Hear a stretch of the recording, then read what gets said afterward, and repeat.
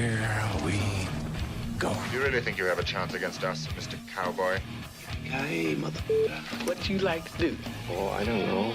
Play chess. Screw. Well, let's play chess. They give off to Jonathan Taylor. Jump cutting his way. Close to the goal line. He's in there. Touchdown. I-N-D-Y. Jonathan Taylor. Wheeler finds Quan from the logo. Here's Halliburton into the front court. Mishandled it, but gets a shot. Hits it.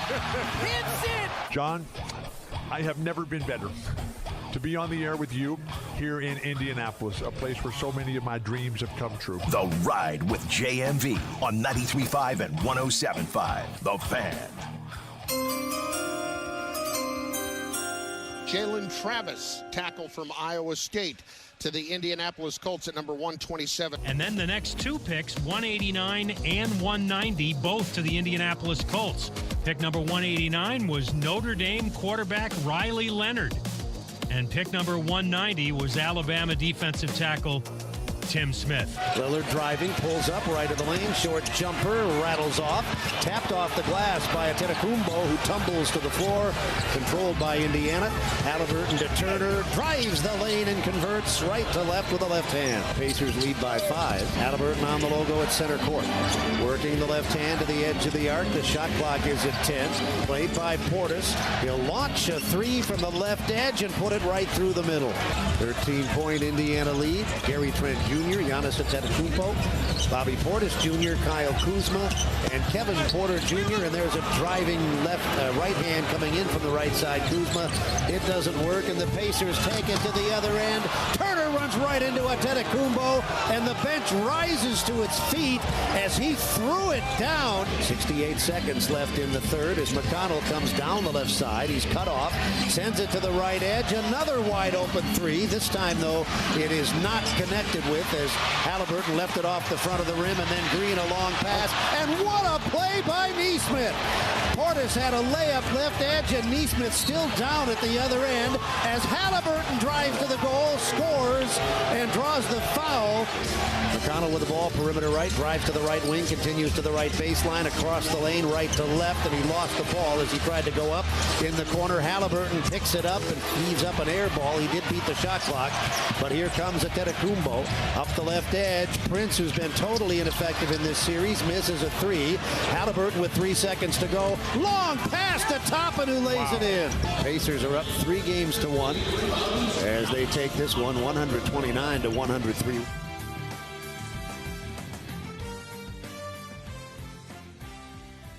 I am practicing trying to pronounce JT Tuimoloau. That second round selection, number 45. By the way, right there, James, thank you for putting that together. That was Game 4 highlights. Mark Boyle, the voice of the Pacers, had that.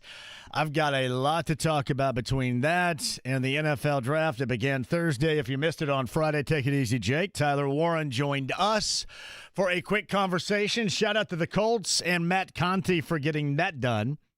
That's back on Friday. Podcast at 1075thefan.com. JT Tuimoloau kind of tripped up on that a little bit right there. Off the edge from Ohio State, number 45, round number 2. Number 80, round 3, Justin Wally. Minnesota, cornerback. Jalen Travis, offensive tackle, 127, round 4. DJ Giddens, Kansas State, had a fantastic year at running back. I was on with Tony Katz a little bit earlier. Tony Katz said, do we see the running back and its reemergence of levels of importance in the NFL? And I don't know if it's a reemergence, but it is a bit of a shift. And certainly you want to be able to have multi. It is like a multi-use situation right here, but you want to have multi. You want to have some good backups. Riley Leonard from Notre Dame, you know him well, the quarterback, 189 in round 6. Tim Smith, Alabama, D-tackle, 190, round 6. And Hunter Wohler, Wisconsin, 232, linebacker, round number 7. That was it right there. The Colts 2025 draft. I know this to be true because I'm a part of it all the time. And we've all gotten in that rut of constant negativity, regardless of whatever the Colts do. And I get it. I get it because you're sick and tired of being sick and tired. There's nothing wrong with that. However, I'm going to give credit where credit is due, and this is twofold here. One is, it looks to me like that everything that was addressed here,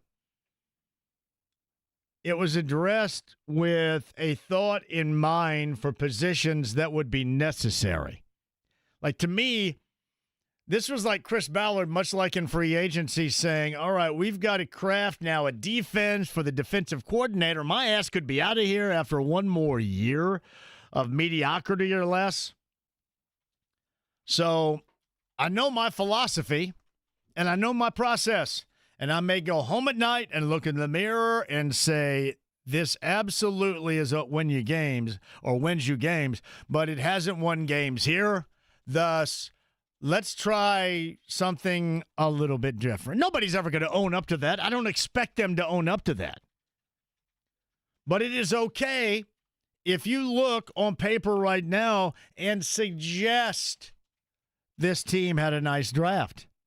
And really all you have to do is look at Tyler Warren, and we all understand that the main thing that matters is the quarterback play. And really, nothing else is gonna, if the quarterback play has been most of the time. Or if it mirrors what we have seen from Richardson in the first 2 years, or what we have seen from the most part from Daniel Jones since coming in, if it is anywhere in the general vicinity, we're all going to be screwed. If you cover the team, if you're a fan of the team, screwed again. But changes will be made.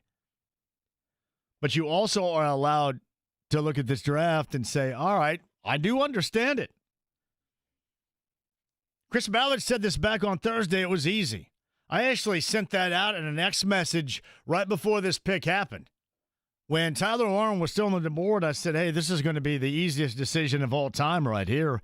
This is your need. It is a glaring need. I know the quarterback may not be able to deliver the football in a timely fashion to whomever this is. But that doesn't mean you still go stark-ass naked at that position with 14 stinking catches deleted. Get virtually nothing out of it. And then you like the whole jack of all trades mentality. You guys are always crying about toughness, right? The showing of nads. I don't know if you show your nads. I don't know how tough you are. But I do know I hear about this all the time, or the lack thereof with this team over the years. This guy defines that, both in nattery and toughness. So it makes sense. And above all else, we don't know, but it makes sense. I think I was asked today with Tony, hey, do you have a grade? Hell, I don't have a grade. I don't know how to grade it. The only grade you're going to get is how it's viewed further down the road. But I will say that the selections to me make sense. You took a lot of athleticism and you took a lot of described by others level of toughness. And that's really all you can do right now. And it's going to be up to the team and these guys to translate into those expectations. Yeah, I mentioned Tyler Warren joined the show all the way back on Friday. His position coach at Penn State, Ty Howell, is going to join us coming up at 5:30 today. Stephen Holder coming up in the 5 o'clock hour. We'll go over with a fine-tooth comb the entirety of the 2025 Colts NFL draft. I know what you're thinking. There wasn't a lot of juice. It's because you guys are worn out. You guys are worn out at being told this is what's going to happen and then it not happening. That's you. That's us. That's who we are right now. And again, it's going to be up to this organization and the players and the coaches to change that. Now, there's zero way you're going to get me to suggest or to say, in this case, the word narrative either. I know you wanted me to say it, but I'm not going to say it. I'm going to read that too much on X. Well, the narrative here's the narrative. Shut up. The narrative. I just say angle all the time. I put that right up there in the Mount Rushmore of Mount Rushmore stuff. Narratives there, too. And cooking. I don't like cooking either. Hey, you know what, JMV? The Pacers are cooking the Bucks. Can you just say it another way? I don't know. It shouldn't bug me as much as it does, but I'm sick of saying it. Pacers did look good last night. We will go over that. Mentioning expectations. The expectations you have for the Colts to hopefully dig out of something. But you go into this still apprehensive to buy in, and I completely understand. Everybody should understand. However, the Pacers are different. I want to go back to Friday night for a moment, too. The second half was not at all reminiscent of a Pacer team that you would expect to see. Now, that would have been more like the Pacer team that you saw earlier this season. Remember when we were all pissy? Basically from Thanksgiving through middle of December, close to middle of December. I bring this up all the time. We're sitting at that Tom's Watch Bar joint downtown on a Sunday, and the Pacers are playing at the Fieldhouse against Charlotte, and literally was the worst game of all time. I think I would rather watch you guys play pickup in the backyard. It was so bad. That was a moment. That was a moment when you thought, what the hell is going on here? But again, from that game on, it got better. We raised the bar. You felt better. Down the stretch, they played well. You felt better. First two games, they played well. And I mentioned this to Jake in the crossover that Mark Monteith brought up this stat. He said, hey, regardless of what took place in the second half of game number 3, you should have expected that. You had a desperate team in Milwaukee that absolutely had to have a win. It was a must win. They were down 10 at the half and got that back immediately, and the second half belonged to them. The Pacers looked like that team that we were confused by during the injury situations early portion of the season. It was slow breaking. Everything was late clock. NBA teams, really basketball teams of any kind, struggle in late clock. But the Pacers, you want to close your eyes in late clock situations, especially when they're not getting up and down the floor. So yesterday I messaged out and I said, you know what? I don't want to see this old dude slow break crap. Get out and go. And that's, I thought, yesterday where this all started. The dynamic of Damian Lillard getting injured, there's no doubt the effect that had. Say what you want about Doc Rivers when he said after the game that his team, he could tell that they were affected by that injury, not only on the floor, but in their dome as well. Absolutely accurate. You could tell. I honestly thought the Pacers played him well, but that was not full go Giannis in the first half. That was like jacking around Giannis. And the Pacers took full advantage of it. Certainly, Giannis was more engaged in the second half, but that's when the Pacers really put the hammer down. Up and down the floor, picking up full court. And I mean everybody. You felt good about everybody. Even without Benedict Mathurin. And believe me, what you saw in the second half in particular last night, and I know you're going to say they still have one more game to get, and they do. And we'll see if they do that coming up tomorrow night. Game number 5, Gainbridge Fieldhouse, 6 o'clock. The tip time coverage begins right here at 5:30. I think I bail at 5:15, but you are going to have to see that. And you're asking, what is that? An all hands on deck approach. If there is a team in the NBA that player personnel can match the level of depth that the Pacers have, and believe me, that was an edge against Milwaukee. That's been an edge the entire year. That was an edge going back to the postseason a year ago. But the Cavaliers have that. Yeah, check out their roster, or check out, maybe even better said, their depth chart. They have really good starters and an incredibly deep bench. This is going to be, once it happens, and assuming with Cleveland it could happen later on tonight in Miami as they sweep. But this is going to be the clash of two teams that have really good players, a great deal of depth, and certainly a Pacer team that to me has matched up really well against Cleveland this season for the most part.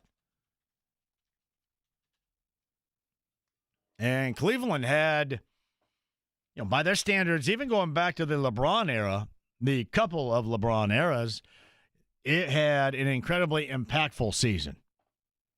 All the way around.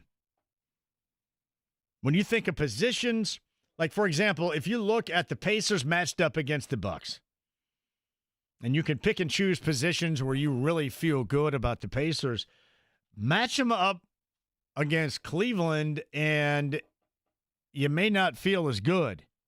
Certainly, you may give it a flip of the coin, if not more. And I'm talking absolutely everybody, from the starters all the way down through the bench. Once this takes place, this is going to be an absolute clash. But getting back to last night, the second half, Mark Monteith had what I thought was a great stat. Over the course of the season, the Pacers were 8-0 in games after they lost the previous game by 10 or more points. He said, hey, this is exactly what you're going to get. And that was beyond, again, Damian Lillard going down with that injury. That was an absolute boat racing. And it fell apart for Milwaukee at the moment Miles went in and threw down on Giannis. It was already going in that direction. But, yeah, that's like Rodney Dangerfield pulling up and dropping anchor on Judge Smell's sailboat right there. That was anchor crashing through the hull. Boat sank by the Bucks. And you look at the Bucks, too. This whole Damian Lillard thing, and you feel bad about the injury, but it hasn't worked. Well, there's been injury situations, but they have not lived up to expectations. You win a title, and look what they decided to do. You transition on the fly. You get Drew Holiday, who does great things now in Boston. Chris Middleton, who does absolutely nothing in Washington. He was deemed not available enough. Let me tell you this. On one leg out there, I would rather watch Chris Middleton any day than Kyle Kuzma. If I were a Bucks fan, I would rather have Middleton out there like rolling around on his rear end than Kyle Kuzma. That's just not going to work. I don't know who thought that was going to work. Well, you saw the Pacers take full advantage, especially in the second half. And Doc Rivers talked about the whole dynamic of Lillard being injured and that effect that it had on his team. But believe me, that swamping of the boat was coming anyway. Really, all you have to do is kind of look at the moment. When they were able to push it 15, I think it was even 16. They were up 13, and then there was a 3 hit. Once they got it to 16, you probably had already felt it was all but over, but that's when they really salted it away. I mentioned swamping the boat. That's what they did to the Bucks. Still got to bring it tomorrow night, though. I thought Miles Turner talked about it. Miles Turner, there was nobody that was more prepared to play well in that game than Miles, too, on both ends. And yet another reason why you see, and hopefully most of you are on board with it now and understand what I've understood over the years, and especially since Tyrese Halliburton has been here, what they put together, what they want to be, what they strive to be, how they play, and the level of importance 33 has in that situation. And why all the time I feel compelled to say, all right, you're going to have to make what decisions coming up in the offseason? Well, you better make sure you try to keep these guys together. That was a team last night. The other thing that really stands out to me with this Pacer group is how connected they are. I mean, just knowing, left hand's knowing where the right hand's going, it is so impressive. When it is at that level, it is some impressive-ass basketball being played out there. And that is all these guys knowing where they're going. knowing one another, playing with one another. It's funny. You kept hearing overrated. I know Tyrese Halliburton was near a triple-double. He's not overrated. Again, if you watch this Pacer team, you know the level of importance that he has in bringing success here. We would love to see him score at a higher clip, be more of a threat at a higher clip in games in which maybe he isn't. But the reason why everybody else gets going is because of him. There's nobody out there creating on their own. Nobody out there going out there and creating for themselves. He creates for them. He puts them in position for success, thus putting this team in position for success. And maybe Pacer fans, you can relay that to the rest of the world that NBA-wise have zero idea what they're talking about in terms of the Pacers. Not one damn note do they know. Zero. And I know we're just talking about fans of Milwaukee that are butthurt. But without him, this doesn't go. You can't put McConnell in there with the second group, and when he is pushing and knocking down that in the lane, that mid-range jumper, when that's going, then that's T.J. McConnell that everybody fell in love with a year ago. But Halliburton gets everybody theirs. He is the instigator. He is the Woody Woodpecker of this team. He makes sure everybody is involved. And that's where it starts. And there's not a damn thing overrated about that. That, to me, is the most important aspect in team basketball. I mean, if you're talking about individual effects, certainly guys at the elite level in the NBA possess that quality. But he affects everybody. All right, conversation on that at 239-1070. If you so desire, you can join me. I would love to hear from you. Colts draft, we'll get back to that. You know, I mentioned we'll get down to conversation coming up at 5:30 today with the position coach at Penn State for Tyler Warren. Ty Howell is going to join us. Stephen Holder in the 5 o'clock hour. Pat Boylan, we can also mention the Fever because they are officially underway with their preparation for the season. Pat Boylan also talks Pacers with us coming up in the 4 o'clock hour. We've got a lot to get done. One road show later on this week. That is at Harrah's Hoosier Park Racing and Casino in Anderson on Friday. I would love to see you. Otherwise, we're busy. 239-1070. Thoughts on that? The NBA weekend, the draft weekend, Shedeur Sanders. I don't know how much I want to get into that. Here's what happens. If the knuckleheadery of your actions or the pain in the assery of your actions, according to NFL teams, outweigh what they believe to be your talent level is, then they are not going to select you. They are not going to want you a part of that team. That's what he's going to have to prove that he isn't in Cleveland. Go over that coming up on the other side. 239-1070. Email address to jmv1075thefan.com. AAA Membership Lounge via YouTube Live. Hello, everybody, on a gorgeous Monday here in Central Indiana. Absolutely proud to have you on board. 93.5, 107.5 The Fan.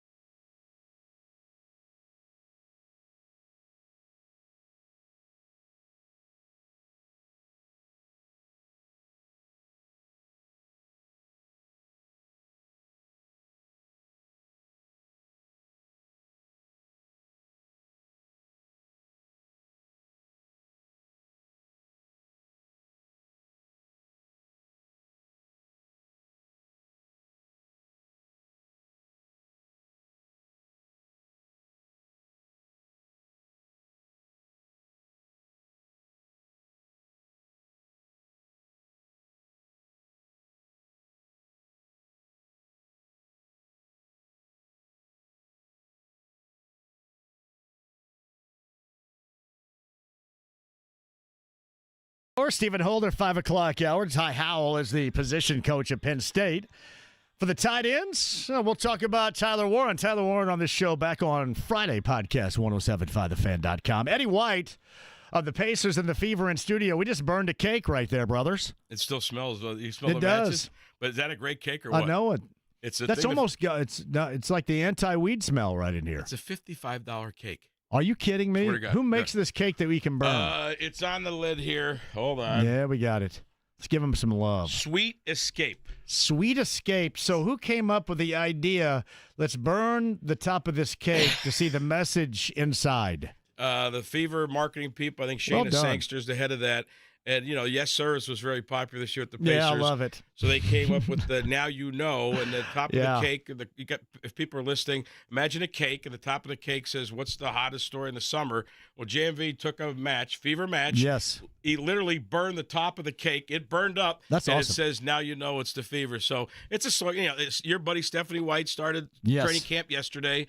And obviously, we had the big win last night for the Pacers, and a great draft by the Colts. So we just want to remind people the Fever's starting up, and we're in for a great summer. Yeah. So when does everything officially get underway? When's game number 1 against Chicago? Game number 1 Eddie? is Saturday, preseason. Okay, preseason. And they have that game out in Iowa, which has been sold out already. Yeah, probably. And a lot of our games are selling out. FeverBasketball.com is where you know to get tickets. The interest is unbelievable, John. It's most of the games on national television. We sit here forever and we complain about the Lakers and the Celtics and the Knicks being on television. Well, guess what? The Fever are the combination of the Knicks, the Celtics, and the Lakers. Right. And people are going to get tired of that. Yeah. So, and then obviously with Caitlin Clark, it gets mentioned by everybody for everything.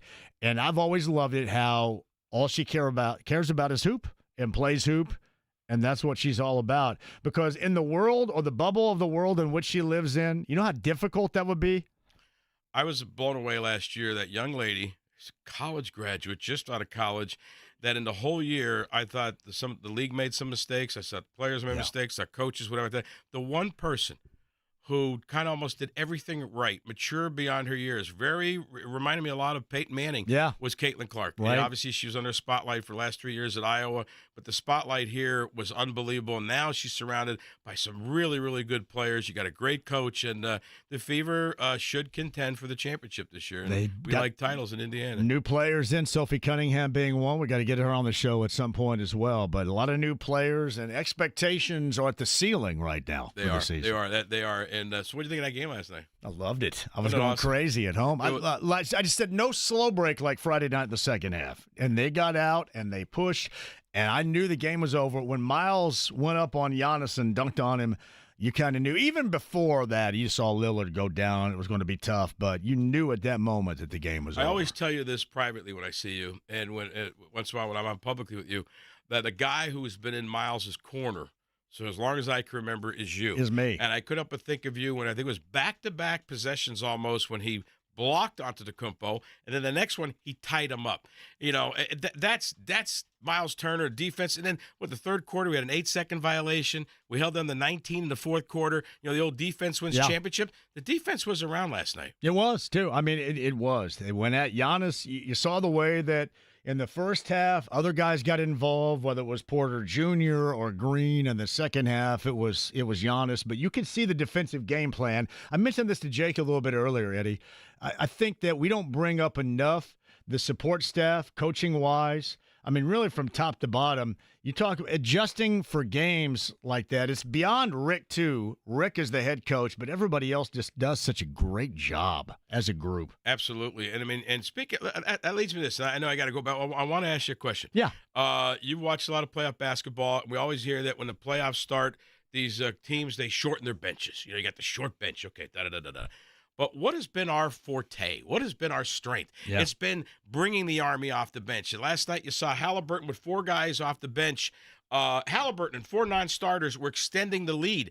Play to your strengths. And it got so bad that Doc had to play some guys last night. They hadn't played. Yeah. I was waiting for Bob Lanier to come off the bench. I mean, it was play to the strength, play everybody. Paul Mokeski was going to get out there in just a little bit and start playing, too. Yep. There was a moment last night, too. I don't know if I remember, Eddie, seeing this, is Andrew Nembhard was the lone starter out there at one point. I don't know if I remember seeing that. I don't remember seeing that during the regular season, but just it hits home. So I think if it's working, and especially, I know we're not supposed, we got to win tomorrow, but if you got to beat Cleveland 4 times, play to your strengths. And Cleveland's deep, too. Yeah. I mentioned this a little bit earlier, too. Starters and then bench. I mean, Cleveland thrives in both of those capacities, just as the Pacers do. Now, before somebody tells me, well, Milwaukee was 3-1 against us, and we won on a miracle 4-point play, I get that.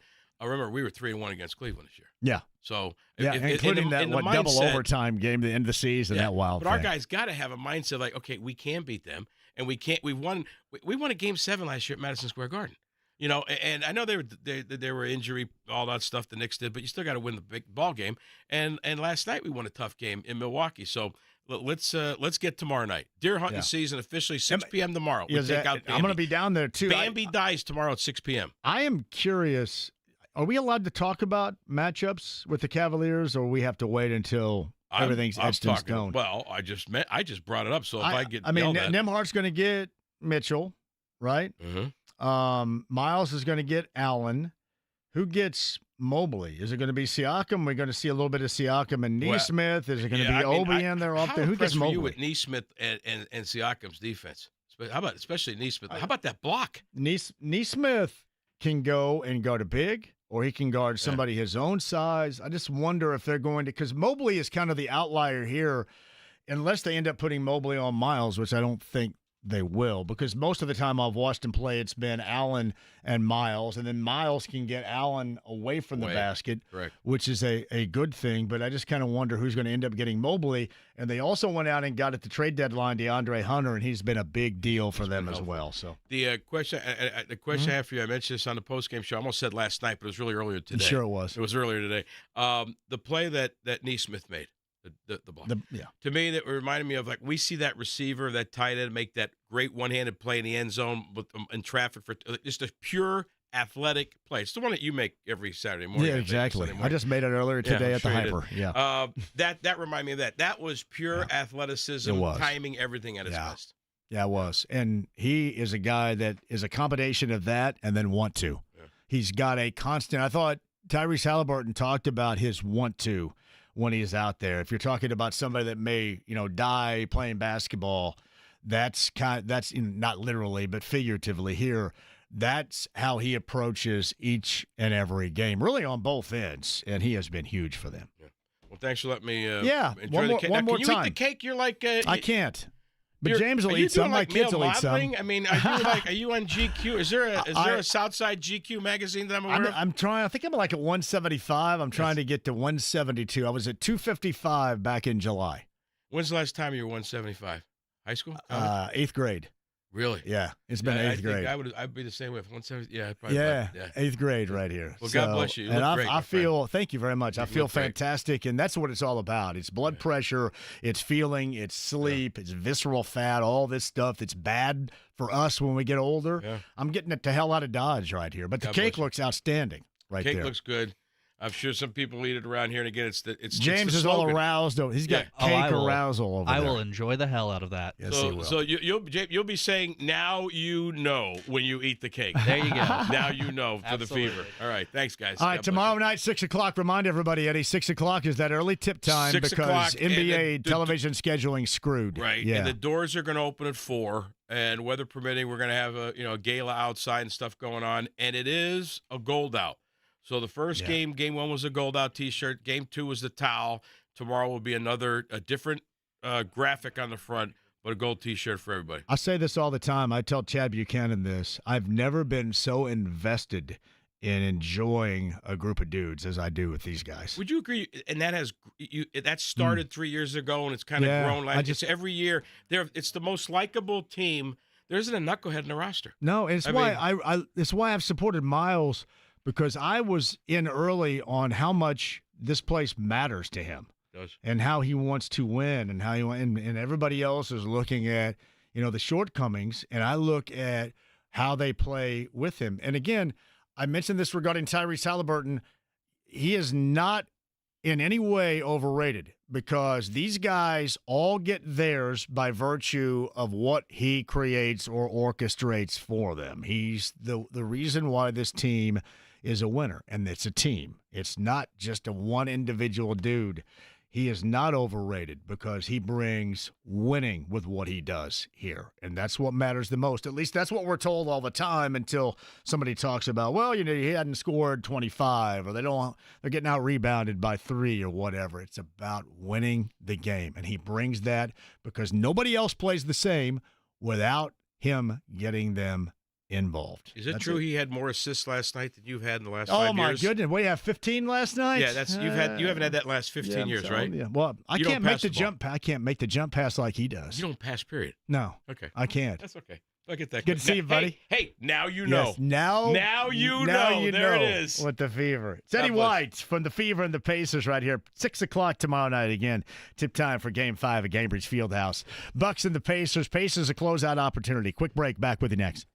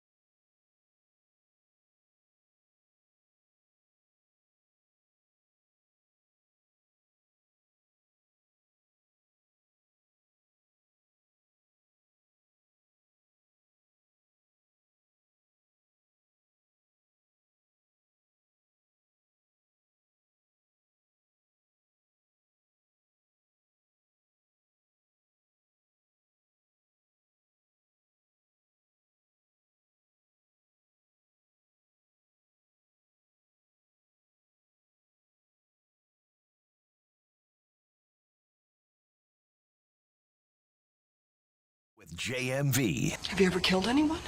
Yeah, but they were all bad. 93.5 and 107.5. The Fan. Yeah, thank you to Eddie White for bringing in the fever cake that we set on fire. Talking some Pacers, Bucks with us. So somebody requested, it was Damon, James, the cover of this song by Disturbed on Saturday night. Have you ever heard Land of Confusion by Disturbed? Oh, yeah. It's a good cover. I played it. It's a good cover. I'm sure it's the first time it's ever been played on B105.7. Bucks star Damian Lillard diagnosed with a torn left Achilles tendon.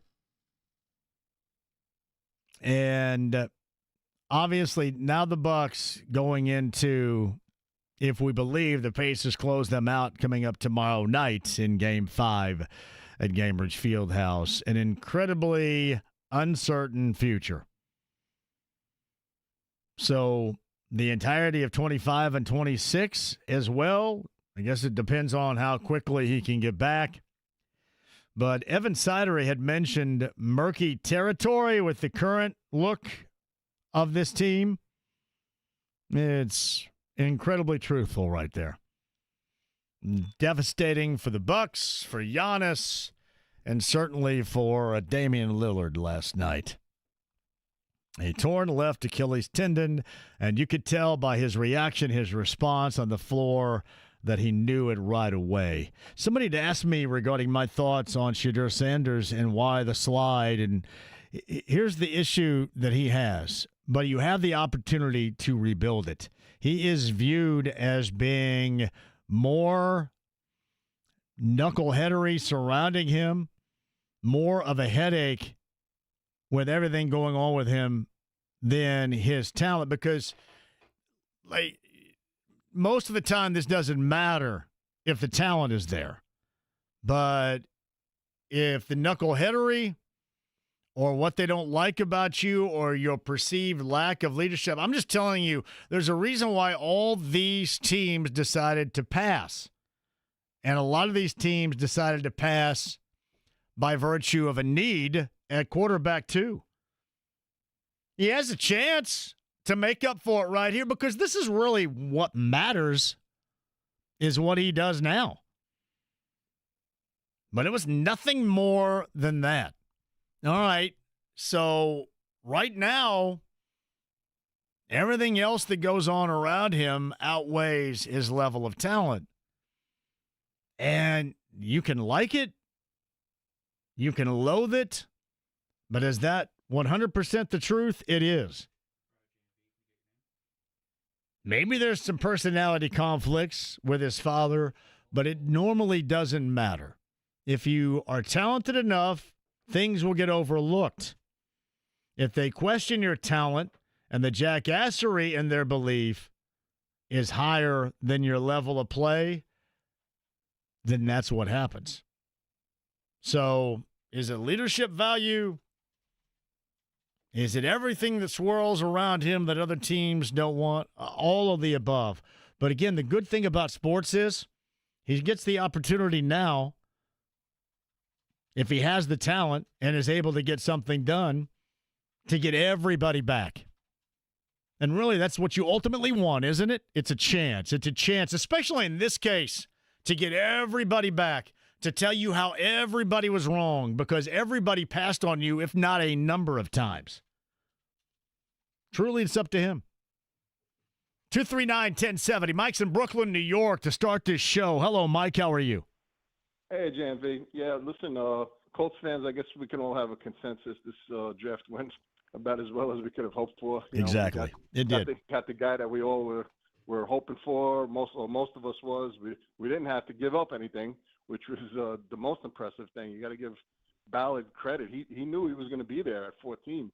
That means they got some really good intel, and they really did their homework, because I was certain that he was going to go before 14. You would have had to move up. I guess most people thought that was the way it was going to shake down. Yeah, you give credit where credit is due, but that, as Chris Ballard mentioned, that's like the easiest selection you will ever make right there. It just falls right into your lap. Yep, exactly. It's just like one of those things, you summed it up the big picture-wise, but with Ballard, I've never had a problem with Ballard as far as a talent evaluator. It's just his philosophy. The player. His philosophy Right. has not worked, Mike. It just hasn't. Yeah, no, I know, and that's it. But you give him credit for, I think, I don't know what about you, but I think the draft is his bread and butter. That's what he wants to do. I think he's a scout at heart, and he likes to be in there looking at film and being with the scouts and looking at tape. And I think all the other aspects of his job are just kind of chores to him. Yeah, that's my perception. Yeah, of some of it certainly could be true. I look at this draft as you draft for situations I think even the simplest of fans could understand you needed right here. And the big picture, as you referenced, too, all comes down to whether or not you're going to be able to find somebody that can deliver the football. And that's normally what matters in this case. But as far as the draft is concerned, I find very little to argue about on any level of it. Yeah, exactly. And the quarterback, we're not going to know until we know. We're not going to know until September. Nobody can make a credible argument that we're going to get, sufficient quarterback play. No matter what you say, we're not going to know until we see it. 100% true. That's basically it. Hey, by the way, did you hear last week somebody else from Brooklyn, New York, called right after you? Oh, no, I didn't. Really? Yeah, was it Bob last week, James, from Brooklyn? Yeah, we have another listener in Brooklyn, New York. All right. Hey, listen, I'm all for it. Spread the word, my brother. Thank you. When you want to come to Brooklyn, you let me know. Hey, anytime. I'll take you to some Rounders joints and. I'd love that. Oh yes, I'd love that. We're gonna go see Teddy KGB. We'll do that. Oh man, I don't know if he's still around. That was a while ago. I forgot that movie's like 20 years old. It is, man. It's great. All right, Mike, I appreciate it. All right, JMV. It's Mike in Brooklyn, New York right there. Bob from Brooklyn called as well. We've got a big listenership in Brooklyn. Stream the app as well, the AAA Membership Lounge via YouTube Live. Get there, and you can interact with us on so many different levels, including 239-1070. Your thoughts, your calls, and Pat Boylan joins us next.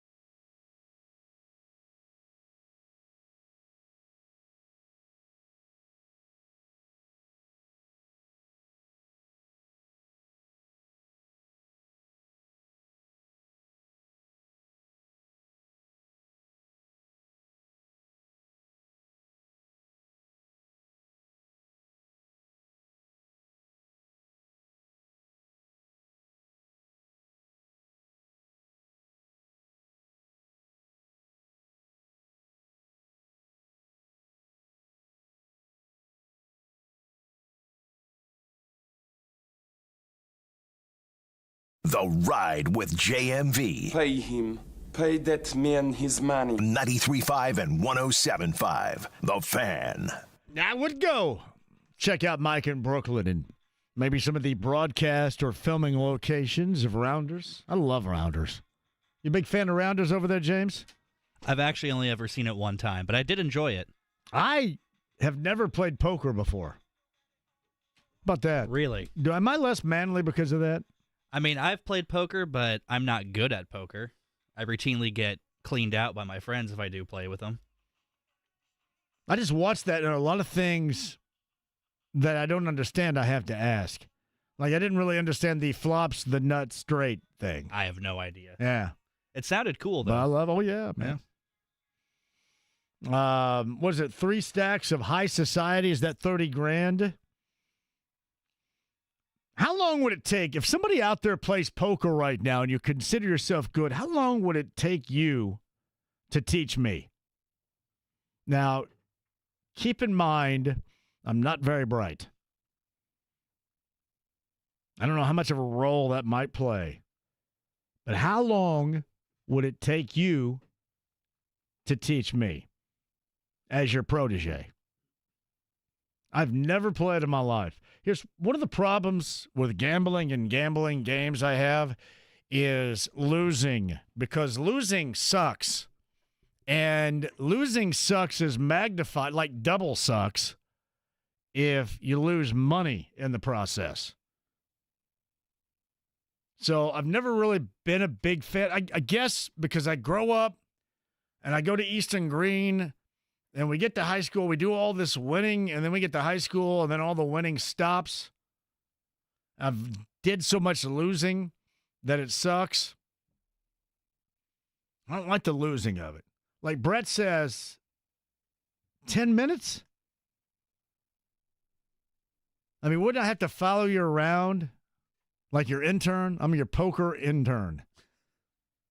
See, I could use that in like 19 different directions. I want to, but I'm not gonna. I think the big thing is you just got to learn how to lie directly to someone's face. Man, I struggle with that. Yeah, see, that's why I'm not very good at poker. Yeah. You could probably read me a little bit. All of a sudden, I get in this deep thought, and I go, eyes roll back in my head. What? Gone real quiet over there, Johnny. That must mean he doesn't have anything. He starts groaning. It depends if you want to win or not and how long it would take you. Show up to Carb Day early. We can play some before you go on the air. It's from DJ, the DJ show. I'll be there all day in my hammock chairs. Hey, we're going to be in the RV, courtesy of Bronze Fun Time Campers, Pendleton Pike in Austin. It's going to be out there in the infield for the Grand Prix. By the way, we have Grand Prix tickets to give away coming up.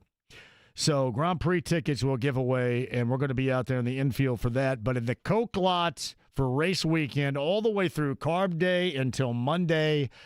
And we're going to do the JMV takeover from the Coke lot. I'm assuming on top of the RV. Somebody had asked about a noise ordinance, and I asked Doug Bowles, and he says, geez, I don't know of any noise ordinance out there. I don't really know of any ordinance out there.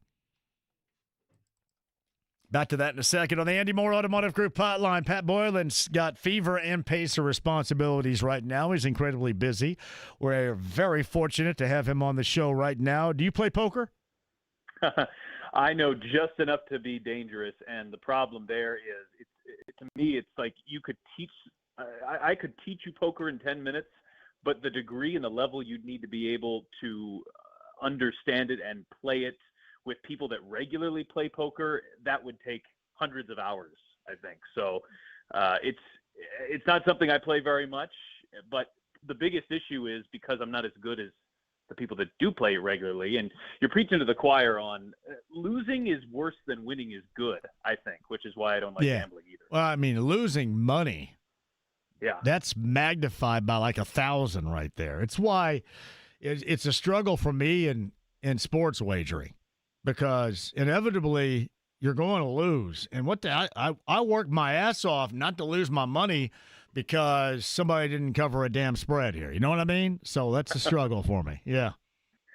Yeah, when I was, in college, I learned very quickly that I disliked losing a gamble more than I liked winning one. And now I totally stay away from it, and certainly from the NBA. But it was a good lesson to learn at like $5 per bet when I was 21 years old. Makes sense. Pat Boylan, again, Pacer and Fever responsibilities on the Andy Moore Automotive Group hotline. We'll ask about both.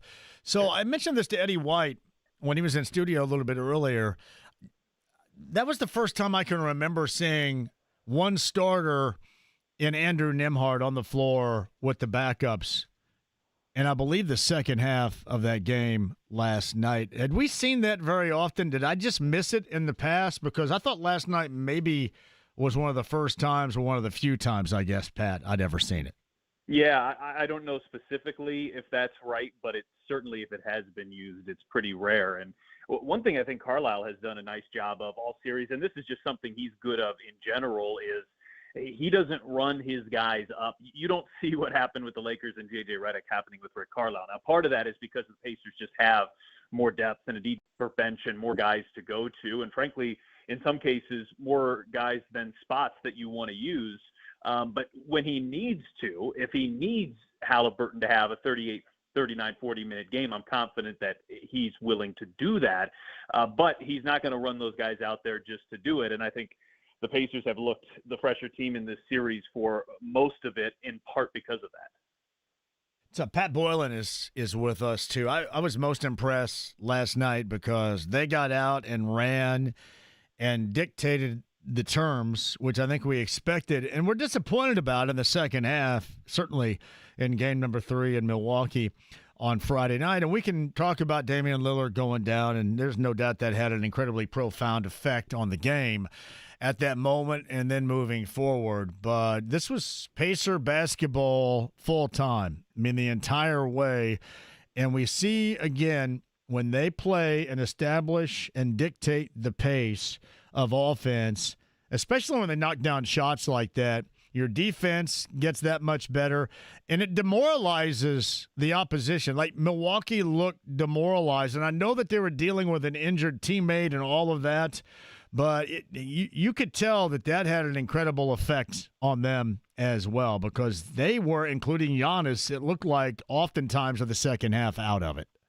Yeah, and I mean, look, losing Lillard certainly stinks, and it's a tragic basketball situation for him. But at one point, at one point in the fourth quarter, the Pacers were shooting like 62% from the field, and they ended at 60. So that's not Damian Lillard away from this being a game. It was a complete and thorough domination by the Pacers in game number 4. And I made the comment to Mark on air. I said, if you asked me to even pinpoint a section of this game where the Pacers have even had a small dry spell, you couldn't. The Pacers scored at least 30 in every quarter, and they really went through no stretches of any significance where they were struggling offensively. And to me, it just kind of goes back to the resiliency of this team, which has really been their calling card for the last couple of years. If you look at the playoff series against Milwaukee last year, the Pacers lost 2 games in that series. They won 4-2.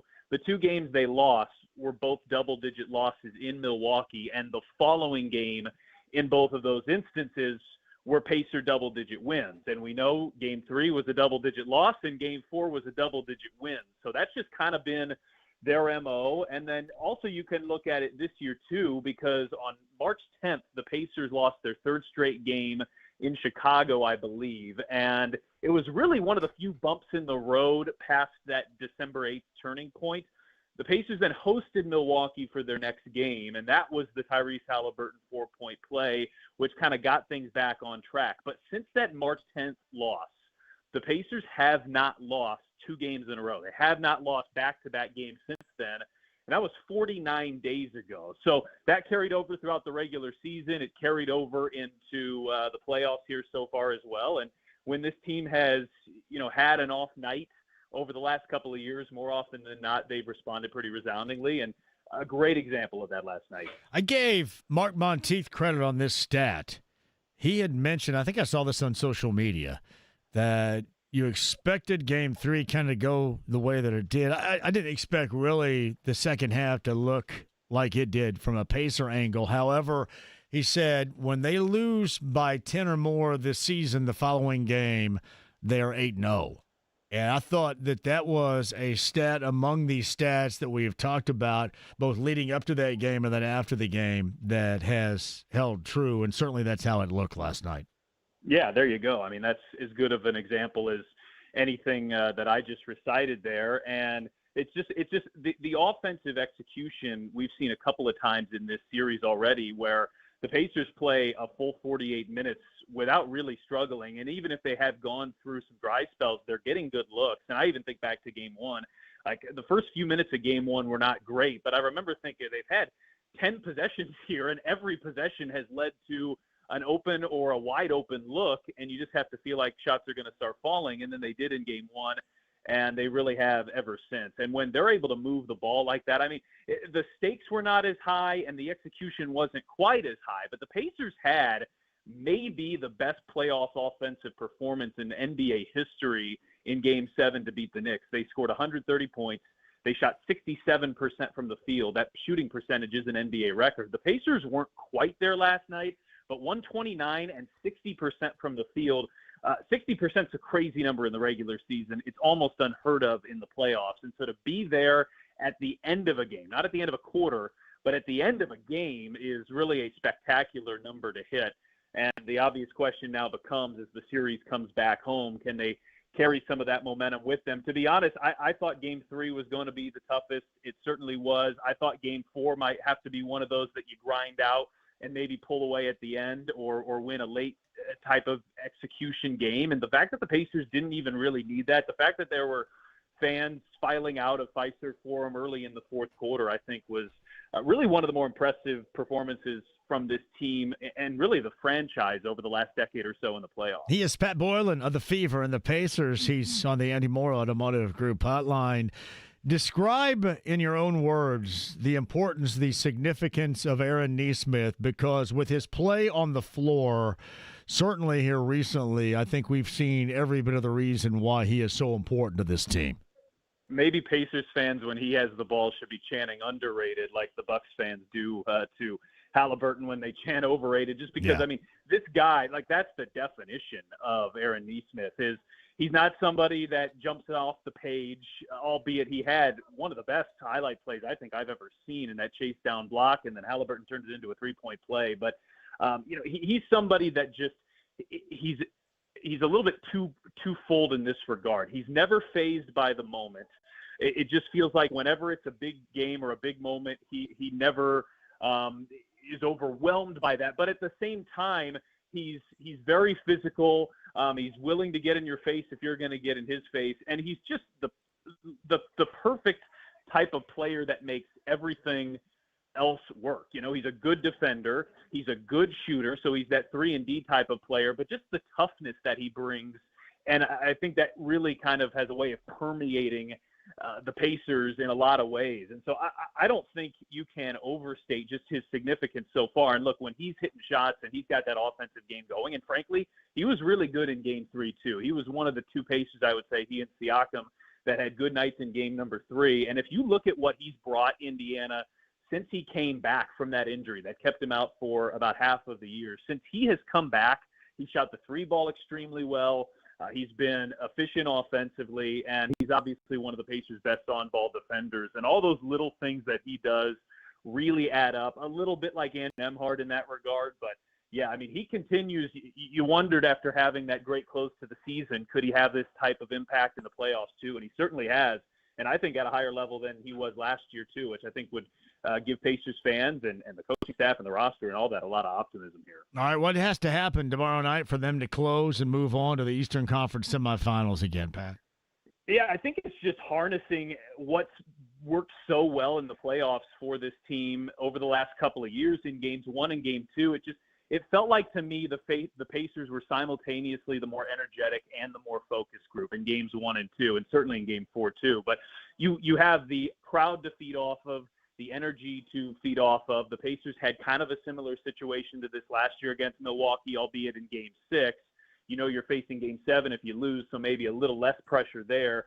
But a chance to close a team out like this, and the Pacers were fantastic on that night. And so I think it's harnessing what you were able to in Games 1 and 2, and I think finding that balance of not throwing everything at Antetokounmpo, that their shooters get going. I thought it was really telling that Giannis had a terrific third quarter last night, and yet the Pacers outscored the Bucks in the third. And I think there is a recipe there that the Pacers have kind of threaded that needle well of, allowing Giannis to a degree to get his, but nobody else can get going. I thought that was certainly the formula that worked in game number 1. And home court has just kind of been it's an advantage to everybody, but it's really felt like a superpower here in Indy the last couple of years. The Pacers didn't lose against the Bucks last year. They haven't this year.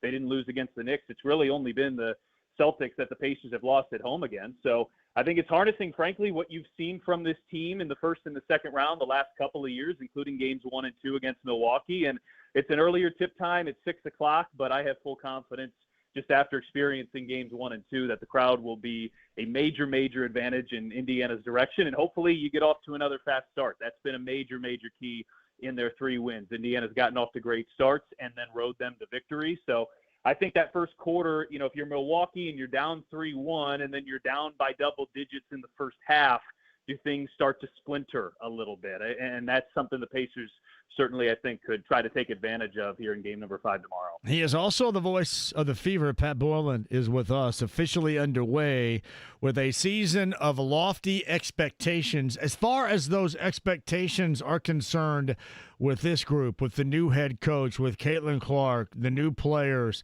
the players that have also been here again with Caitlin Clark for a year now, where do we put that bar?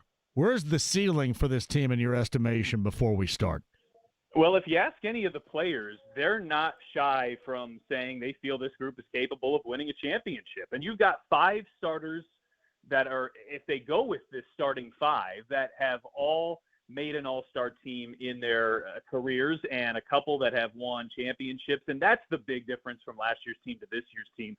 When the Fever went into the playoffs, they were playing great, but they had almost no playoff experience. Well, you add Natasha Howard. DeWanna Bonner has played in more playoff games than any player in WNBA history.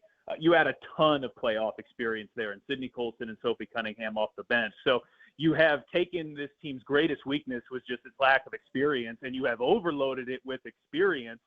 And obviously you're hopeful that Caitlin takes another step forward. These young players should only be improving year in and year out. So where's the bar? I mean, I think it's a group that feels like it has the potential to contend, and I would certainly agree with that. Now, I think there's a difference between championship or bust and feeling like you can win a championship. This group has some steps to take in that regard, winning a playoff series first and foremost to get into that conversation. And I think the Liberty are probably rightly so still the favorites after winning last year. They've got an absolutely loaded roster, and Vegas is still loaded too. So I think the Fever have hopefully put themselves in that upper echelon of teams where you've got a real shot at the end of the day, but how everything comes together is really key too. This is a group that is new to each other, many new players that haven't played together yet.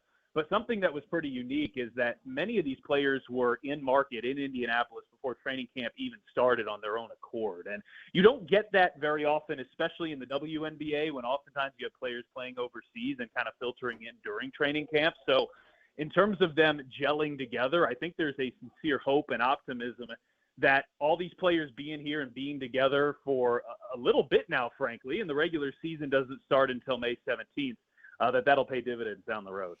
I shouldn't say interesting, that's wrong, but to you, I guess, the most interesting addition to this team, because there were many outside of the new head coach we know so well coming into the season.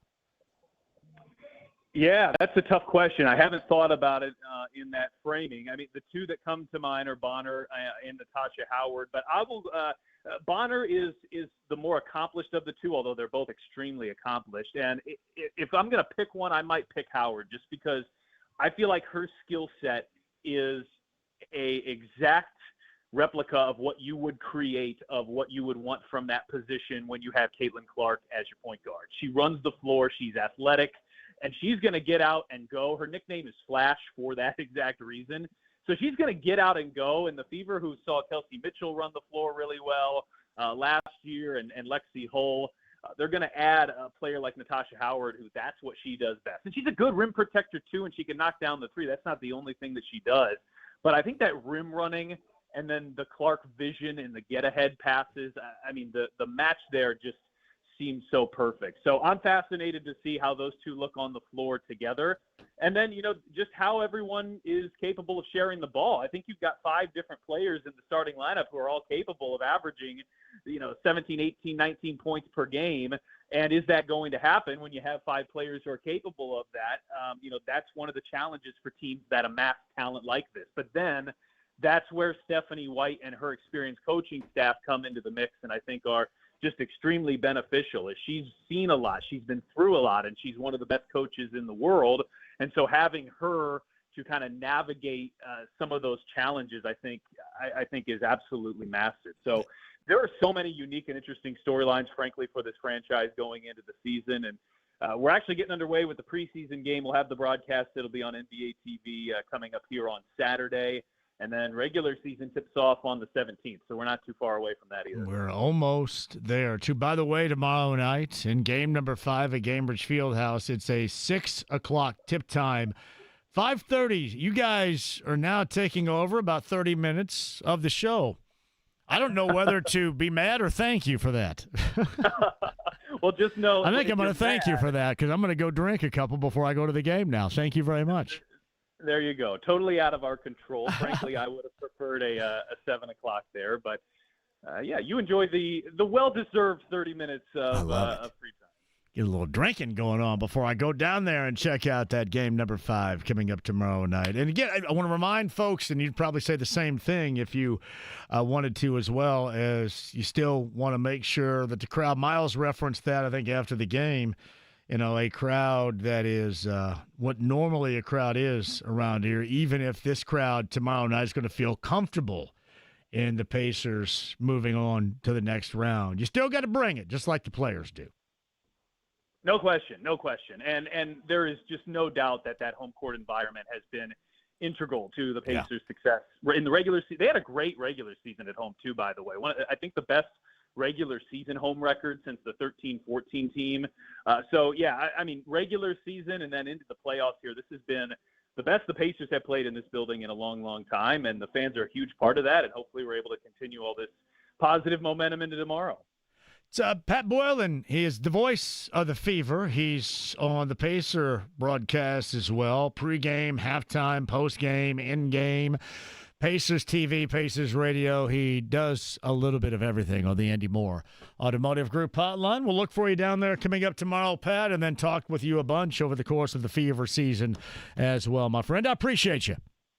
Looking forward to it, John. Appreciate the time today. Pat Boylan on the Andy Moore Automotive Group hotline. I shall take a break. I shall get with you as well on the other side. We'll start with Bob and Matt and more at 239-1070. Colts draft. What are you thinking? Rest of the draft, what are you thinking? And, of course, I am all about the hoopage right now. Pacers trying to close out a first-round series with the Bucks coming up tomorrow night, and make a note of the 6 o'clock tip time. 5:30 coverage begins on the Fan. We bail at 5:15. I'll meet a lot of you, I'm assuming, at Coach's Tavern on my way down there for a couple before we go in the building and watch the Pacers hopefully close out the Bucks and move on to the Eastern Conference semifinals for the second consecutive season, and we'll see if the Cavaliers punch their ticket to move on later on tonight against the Miami Heat and their chance to sweep. 239-1070, the number, the stream, the app, HD Radio, the AAA membership lounge via YouTube Live. And somebody is going to teach me poker and do it relatively, stop giggling, relatively soon. I don't want to be just kind of an easy mark. I want to be able to do this too. And remember, I'm not very smart. And normally my emotions are on my sleeve. So you got to teach me the entire game, not just half-assed. 93.5, 107.5 The Fan. Back with you next.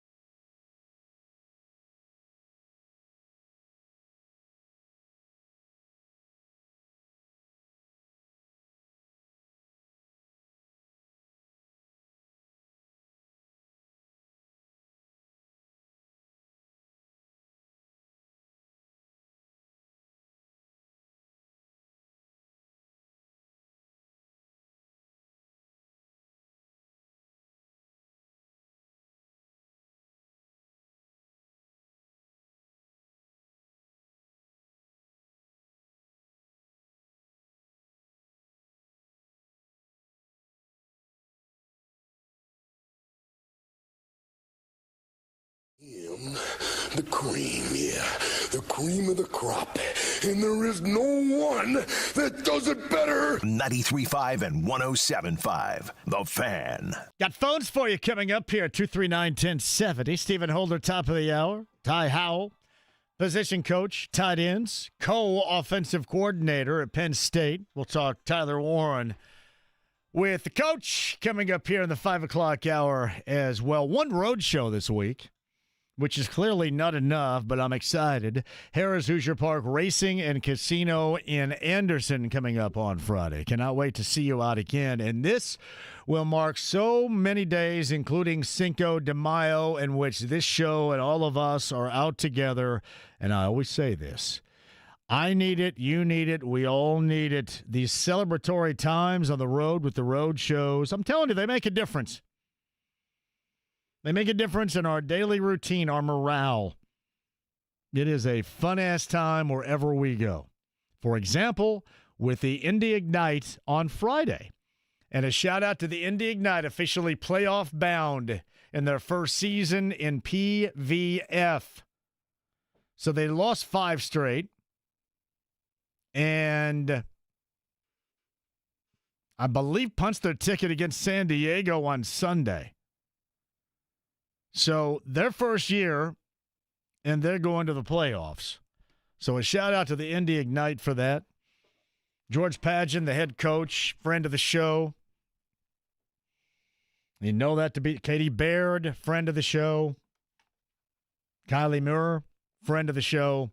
So congratulations to the Indy Ignite. I also wanted to thank all of my friends, including Brittany, and everybody that I met, that I talked to, and I hung out with on Friday, because I was actually watching the Pacer game. I didn't make it up to Parks Place in Fishers because of this particular event. I was in the Indy North Marriott, and we were watching in the bar, and we were doing the black and gold, raising money for their benefit for the Warren Arts Foundation, and it was awesome. What a great group of people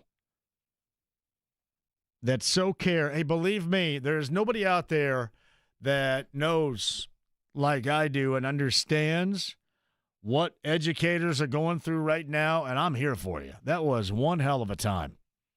And Brittany and Nikki and the gang at Warren that put this on, but you got to be proud if you're out there. It was just a fantastic event, and I was probably I was the one in jeans. Like everybody else is dressed up and looking good, and I had jeans on.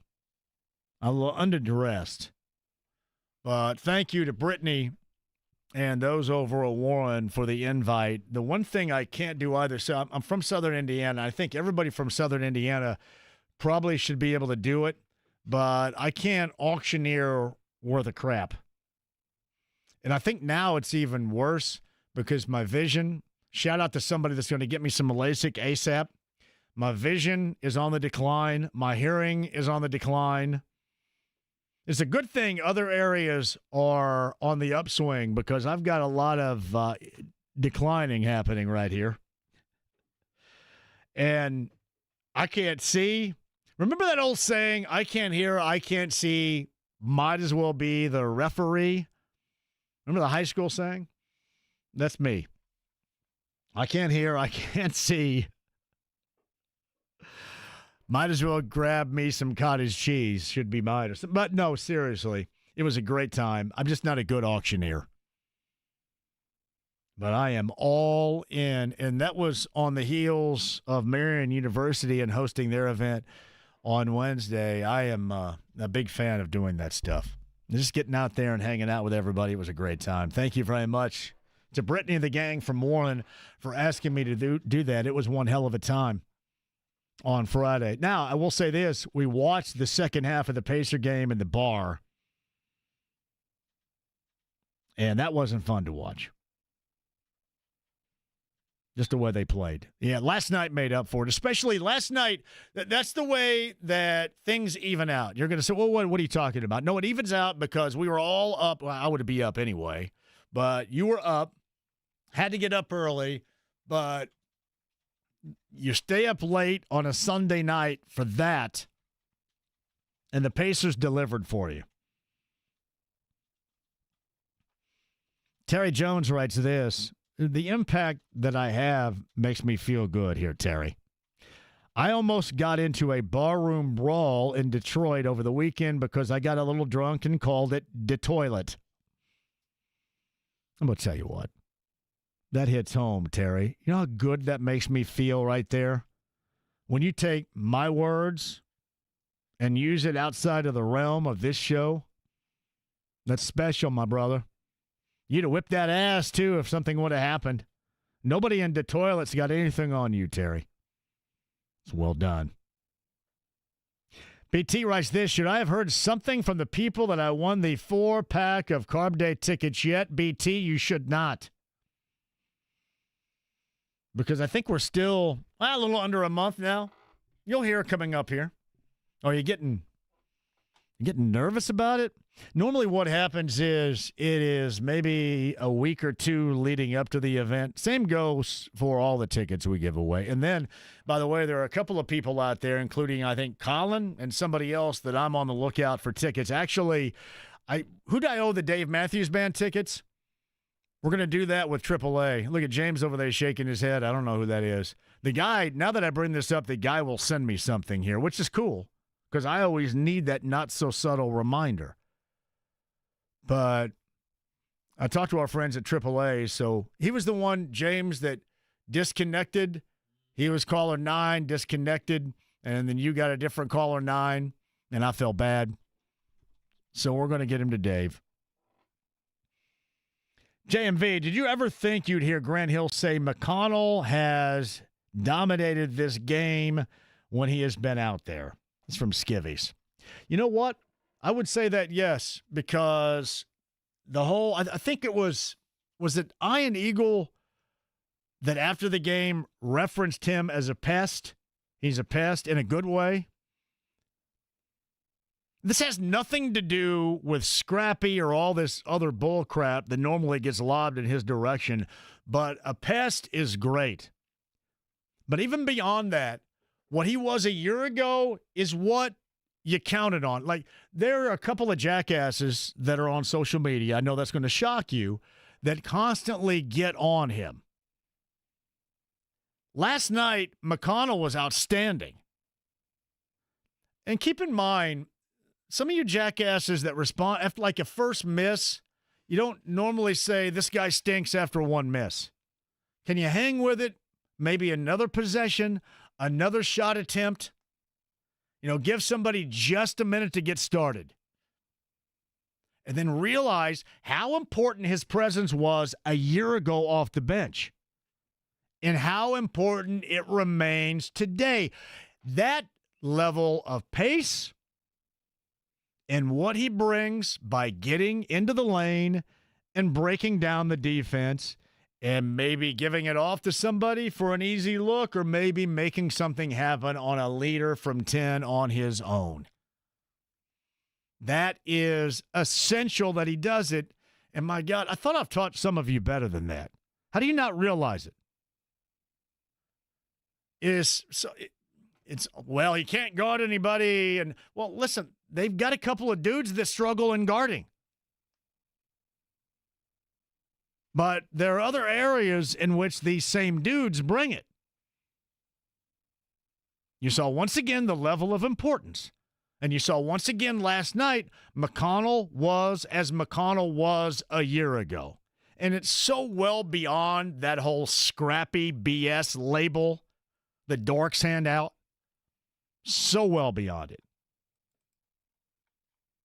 Certainly, I thought I've taught you better. Man, I thought TJ was outstanding. That is so important. You know how important it's going to be? Let's just say, knock on wood here. They get past tomorrow night, move on. Cleveland is in the crosshairs coming up here in the Eastern Conference semifinals. You know how important that's going to be? Because Cleveland can match up. Cleveland's got bench dudes too. But pace of play, the same. Let TJ McConnell gave this team last night exactly what T.J. McConnell gave this team a year ago. It's the reason why people like him so much, why he is essential, and is well beyond many in their description of being scrappy. That's because those that hand that out are dopey. He is a really good player that is essential for the success of this team. That's well beyond scrappy. JMV is from Brett. I could teach you the hands and which hands rank better than others, and then social part just kind of comes natural. I don't know, Brett. Brett's going to try to teach me some poker.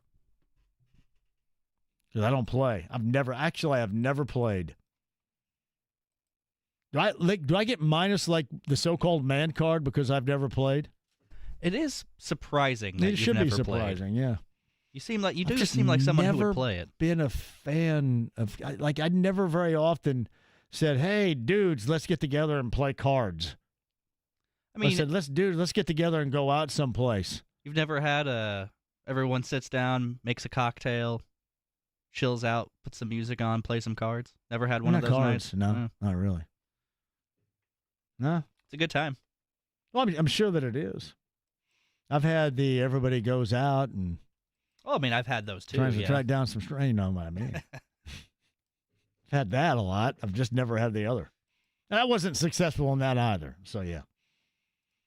Matt's at 239-1070. Matt, jump on here. How are you, buddy? Hey, JMV. How's it going? Hey, Matt, I'm great. Thanks for the call. Go ahead. Calling from Manhattan today, so continuing the New York City trend. Oh, really? Now, why are you in Manhattan, Matt? I work here, so grew up in Indy. Nice, man. I love that. So what are you looking at right now? You're looking out a window at what right now in Manhattan? At Central Park. Man, that's awesome. Yeah, it's pretty cool. It's a beautiful day here. My family in Indy says it's similar there today. So, just a few more people here than there. Do you live in Manhattan? Yeah, I do. Holy hell, you got to be making a lot of cash right there, my brother. Well not done. So much. Most of it on rent, but hey, just two quick facts, and then have my main point here. So speaking of New York, so I was looking at ticket prices for Game 5 here at the Garden. Hoping that the Pacers get to that point. And Game 5, if you want to take a guess at how much it'd be to see the Pistons and Knicks at Madison Square Garden, cheapest tickets, starting at $420 in the nosebleeds. $420. And so what did everybody say about the way that the Pistons, I mean, it's the Pistons. I don't really care if they got screwed or not, but, I mean, it is the Knicks that got the call. If I'm David Guthrie and that crew, if you're the NBA, do you, set them down for a game or two in the postseason because of that egregious error they made? I feel like you have to. It's almost worse they admitted to it, you know what I mean? Because now everyone's up in arms. But second fun fact for my main point, Tyler Shuck, the New Orleans Saints quarterback pick that got picked in the second round, he's going to be the last player to ever get drafted who was born in the 1990s. Pretty wild. I did not know that. That's awesome. What a great stat that is right there. Yeah.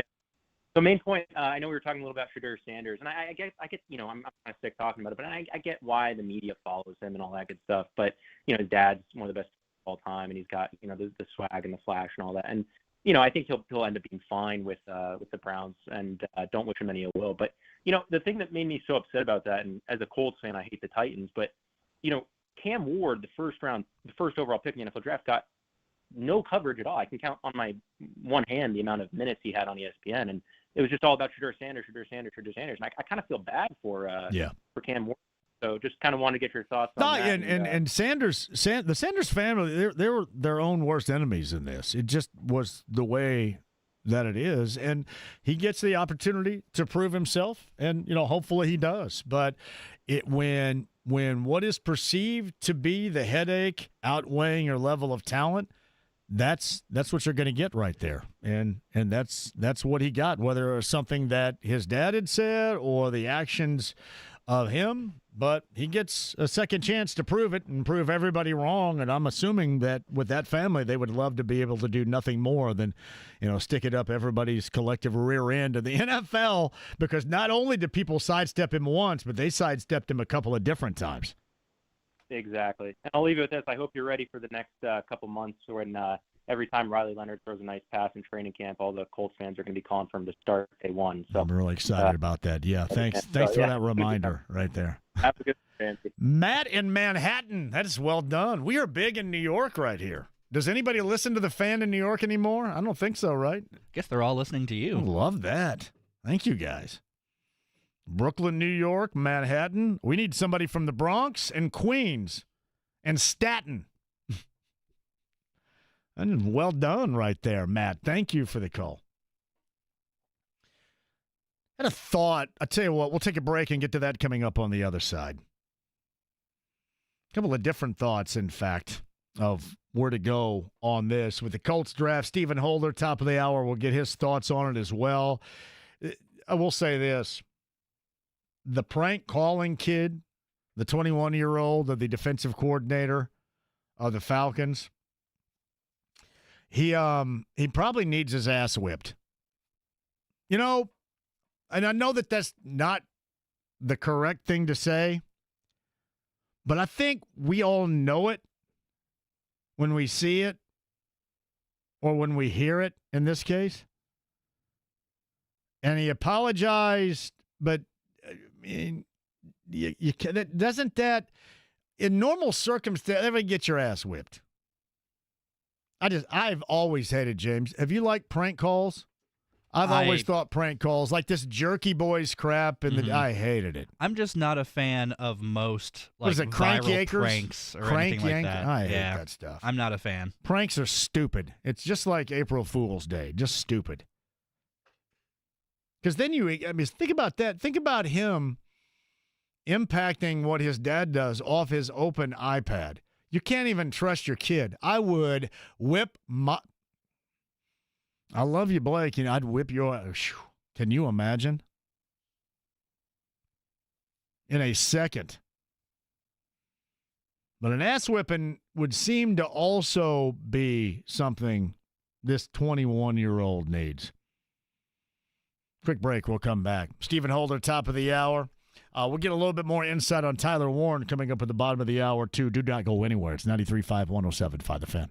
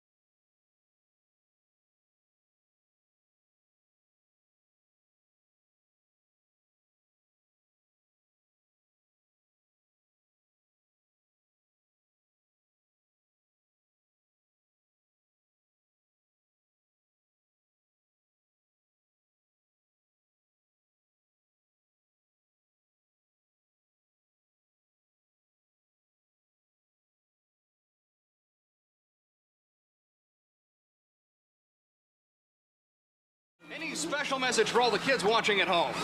Stay out of trouble. 93.5 and 107.5. The Fan. Ty Howell is the position coach, tight ends for Penn State, also the co-offensive coordinator. We're going to talk a little bit about Tyler Warren. Tight end selected back on Thursday night, number 14 overall, round number 1 by the Colts. Overall, do you like the draft? I just didn't mention it this way. It made sense. You know, you go edge with what they call, and I hate using this term, a great deal of upside. You go corner. I thought that they did a lot, certainly, to help out new defensive coordinator Lou Anarumo. And then you did at the top of the list something that you haven't been able to do here recently is look for instant production from the tight end position. And you go out and get somebody that can do a lot of things. Sometimes out of the backfield, but a lot of different things that Shane Steichen had been known to do prior to the stop here that we hadn't seen very much of because, well, a couple of different things. One can just kind of view the tight end position as being a shortcoming for this team, but others is just simply put, it doesn't matter if your quarterback can't get it there. And that's what will be the deal when we get further down the road. But if you're just going to look at what took place over the weekend and making sure that you get after the edge or get after the offensive line again or look at the corner position. Riley Leonard made some sense, and I thought Matt was right. I mean, hell, halfway through the season, people are going to be clamoring for him. That's normal protocol around here with quarterbacks anyway. It's going to be weird not having everybody call for Sam Ehlinger. But I thought all in all, that went exactly the way that it needed to go. And then we'll decide what it looks like with further notice. Damian Lillard diagnosed with a torn left Achilles tendon. Clearly done for the season and likely done for all of next year with the Milwaukee Bucks. Game number 5 with the Bucks and the Pacers coming up tomorrow night, and an elimination opportunity for the Pacers to move on to the Eastern Conference semifinals and do that once again. Back-to-back years, Cavaliers have a chance to do the same later on tonight, up 3-0, best of 7 closeout chance on the road in Miami at 7:30 tonight. And Golden State up 2-1 in their best of 7 first-round series out west with the Rockets looking to go up 3-1 in San Francisco. That tip time tonight is at 10 o'clock. All right, 239-1070. Your thoughts on the other side. Stephen Holder's going to join us. We'll go over the entirety of the Colts draft on this weekend, too, and a lot of other stuff that went on, not just with the Colts, but with the NFL draft itself.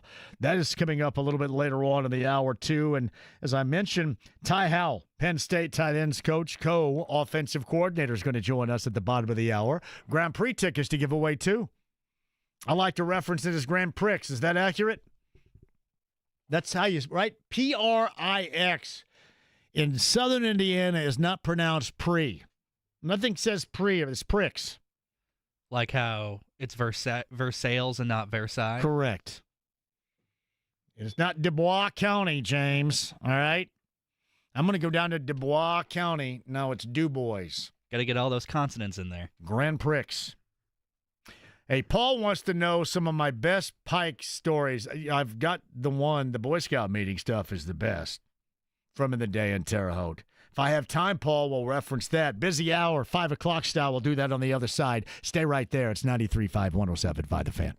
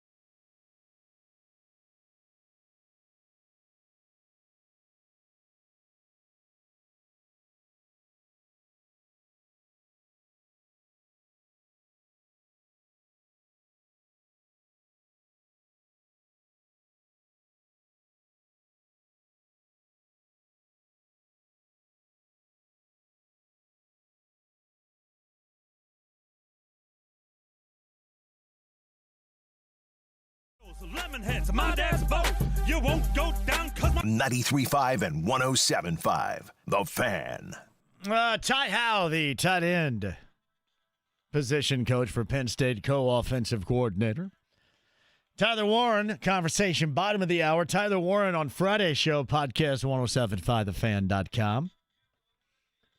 I mentioned as we approach now the month of May, it's obviously a big deal around here, and we love it. Going up to the Grand Prix, we've got tickets for you later on this hour to win.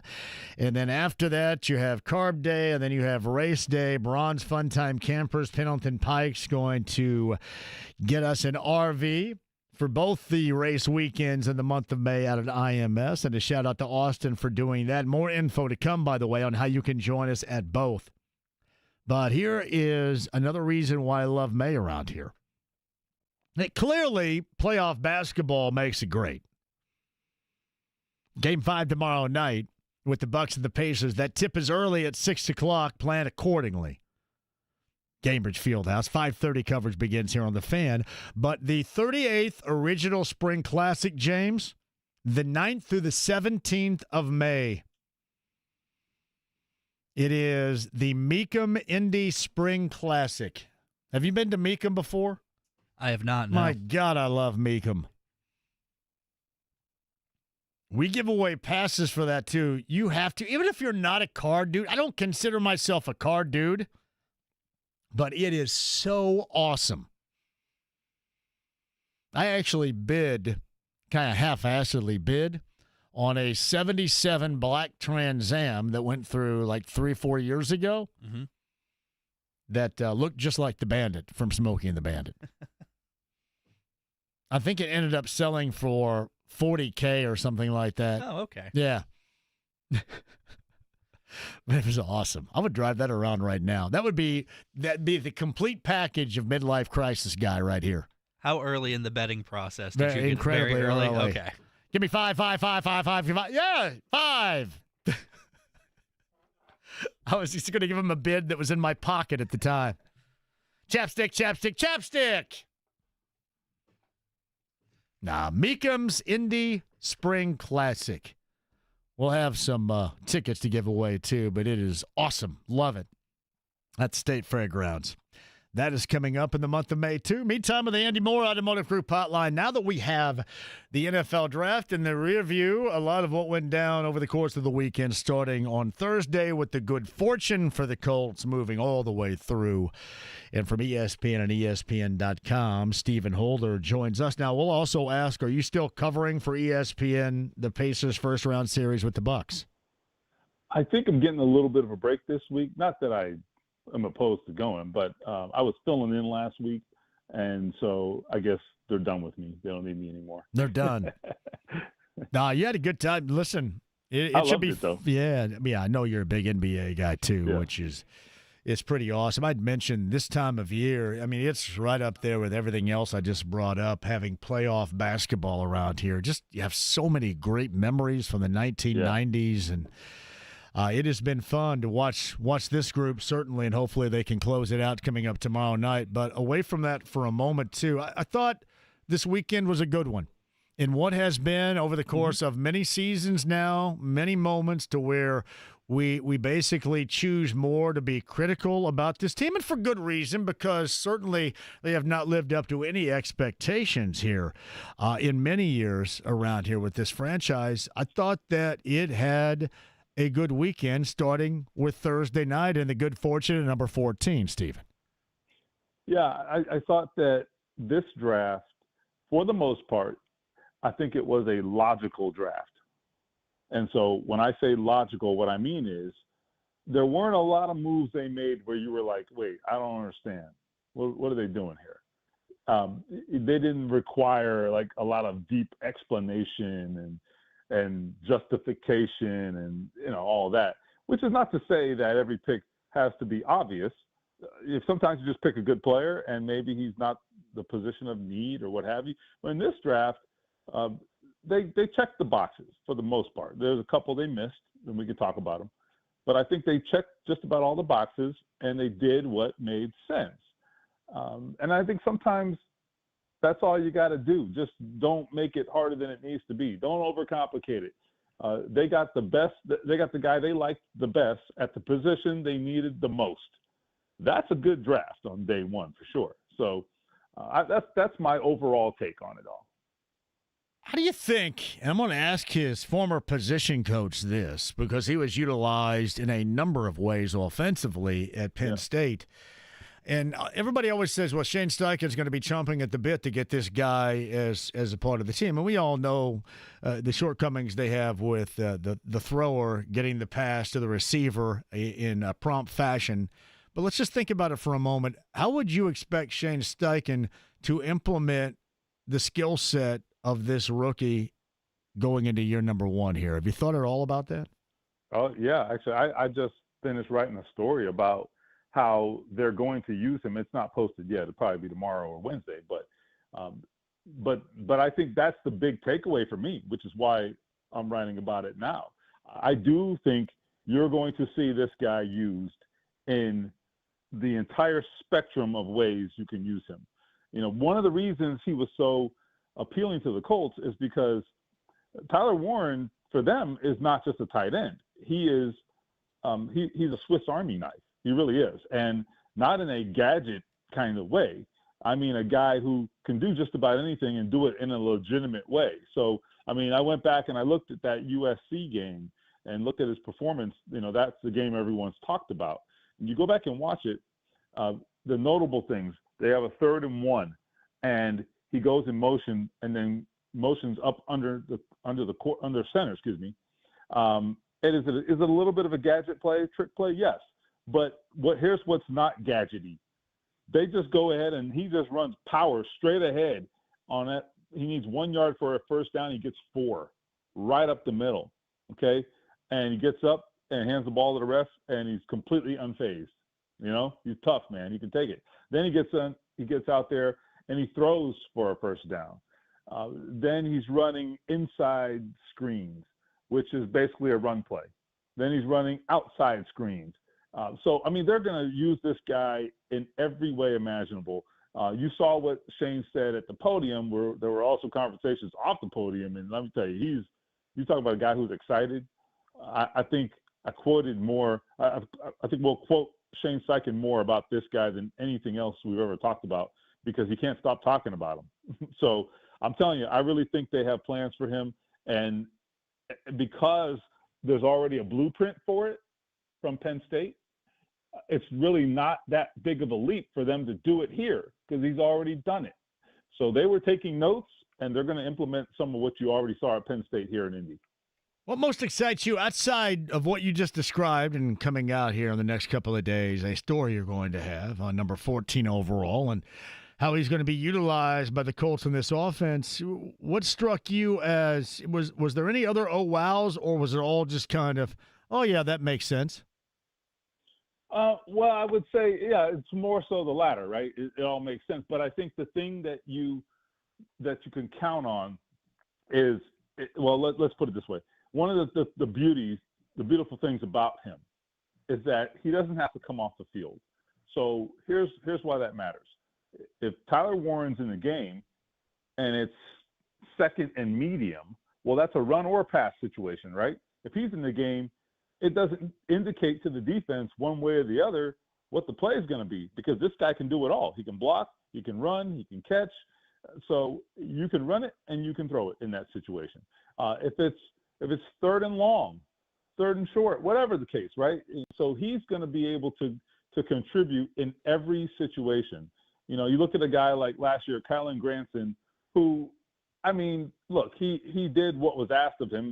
They didn't ask a lot of him because, you know, he has limitations that a guy like Tyler Warren doesn't have. And because of that, you know, look, he was out there in some blocking situations, but generally he was out there to be a receiver. You know, so here you have an accomplished receiver, okay, completely accomplished receiver, but also a guy who is tough. This guy, and the toughness, the beauty of it is that it shows up not just as a blocker, but the toughness of Tyler Warren shows up with the ball in his hands too. All right, he's not some pretty boy who's just trying to get the catch and hit the ground. you're going to have multiple guys have to tackle him because that's what happened in the Big Ten. And so I just think he adds a disposition to your team with that toughness.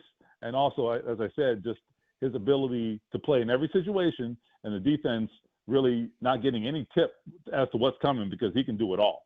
So Stephen Holder of ESPN, ESPN.com. He's on the Andy Moore Automotive Group hotline talking about the Colts draft from Thursday through the weekend. Number 45, round number 2, and I'm probably going to butcher the name, but JT Tuimoloau. Out of Ohio State. It's a tough one. Yeah, was that, I don't know if I was in the ballpark or close, but it sounded good enough to me, but I'm from Southern Indiana. I am curious, was there any part of this being somewhat of a flyer on more of a ceiling, for example, more than maybe production-wise we had seen over his career so far? Was that more of a ceiling pick coming off the edge defensively here? So I'm going to say it, too, just for practice, because I need to learn how to say it, too. We asked him, and I think he said, if I recall, Tuimoloau. I was pretty close, though. That sounded good. Like that, right? Tuimoloau. I was thinking that's what I said. It's pretty phonetical if you look at it, but you got to pronounce every freaking vowel in there, okay? You got to pronounce every last one of them. Just remember that. Tui, like T-U-I, Tuimoloau. Yeah. Or something. Anyway, so I would say, you asked about ceiling and so forth. I would actually say it this way. I think he's more of a high floor player because often I think a guy like Latu last year, that is a high ceiling pick to me because what you're trying to get there is a guy who if he can tap into his full athletic ability and really harness it, you're going to have an elite guy if he can do that, right? Here, I don't think you have maybe the physical freak qualities that Laiatu Latu has. But what he has is, I think, the ability to really have an immediate impact with his strength, his toughness, just his disruptiveness. This guy's more of an edge setter, run stopper, but a guy who's going to chase the quarterback and win with as a physical pass rusher. And they do like that kind of guy. I mean, that was what drew them to Kwity Paye. And I'm not comparing them. I'm just comparing them stylistically, okay? Not talent-wise. I don't know. We'll see. I'm comparing them just kind of stylistically. I think he's more that kind of guy. That can be effective. I mean, there are lots of guys in this league who have had a lot of success as edge rushers with that style. They're not all, Von Miller and sort of bendy and Gumby, style movers. This can be successful too. So we'll see. And I think even if you like that kind of guy or prefer that kind of versatile, athletic guy, you also still need this type of player. And, look, somebody's got to be in there to set that edge and stop the run. I mean, that's important. And what I would say also is we know that Lou Anarumo, the new defensive coordinator, we know his thumbprints are all over this draft. So I'm giving him a little benefit of the doubt because he has the profile of players that he likes, the style of players he prefers. And so he, I think, had a lot of influence on this. So I'm going to give him some leeway, and let's see how this pans out with this kid. But he's not, he's not Latu. He's a different type of player. But I think you know what you're going to get, and that is, probably a high floor rather than a high ceiling, and then we'll see what he can be from there. What's funny about this, it seems like that the fingerprints of the new defensive coordinator is not just on this draft. It's on the entirety of the offseason. That's been the angle, has it not, for the most part?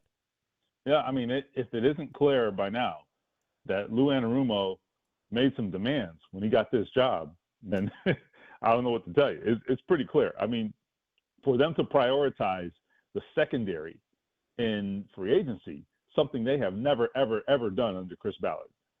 Okay, that is as big a shift as you're ever going to see from a general manager. I mean, he bent over backwards to not pay defensive backs.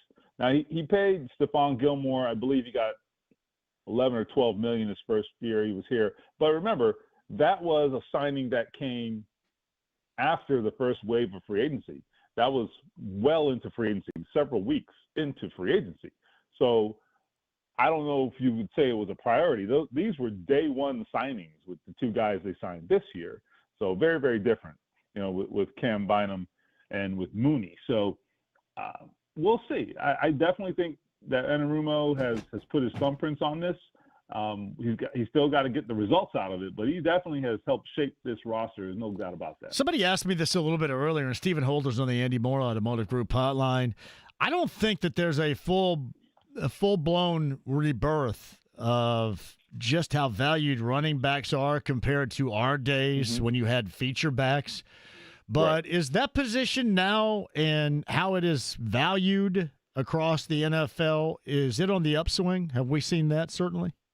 Well, what's changed is that you're getting value out of the later round picks. But what is important, though, I think, is it has been established that you still got to have a good running game.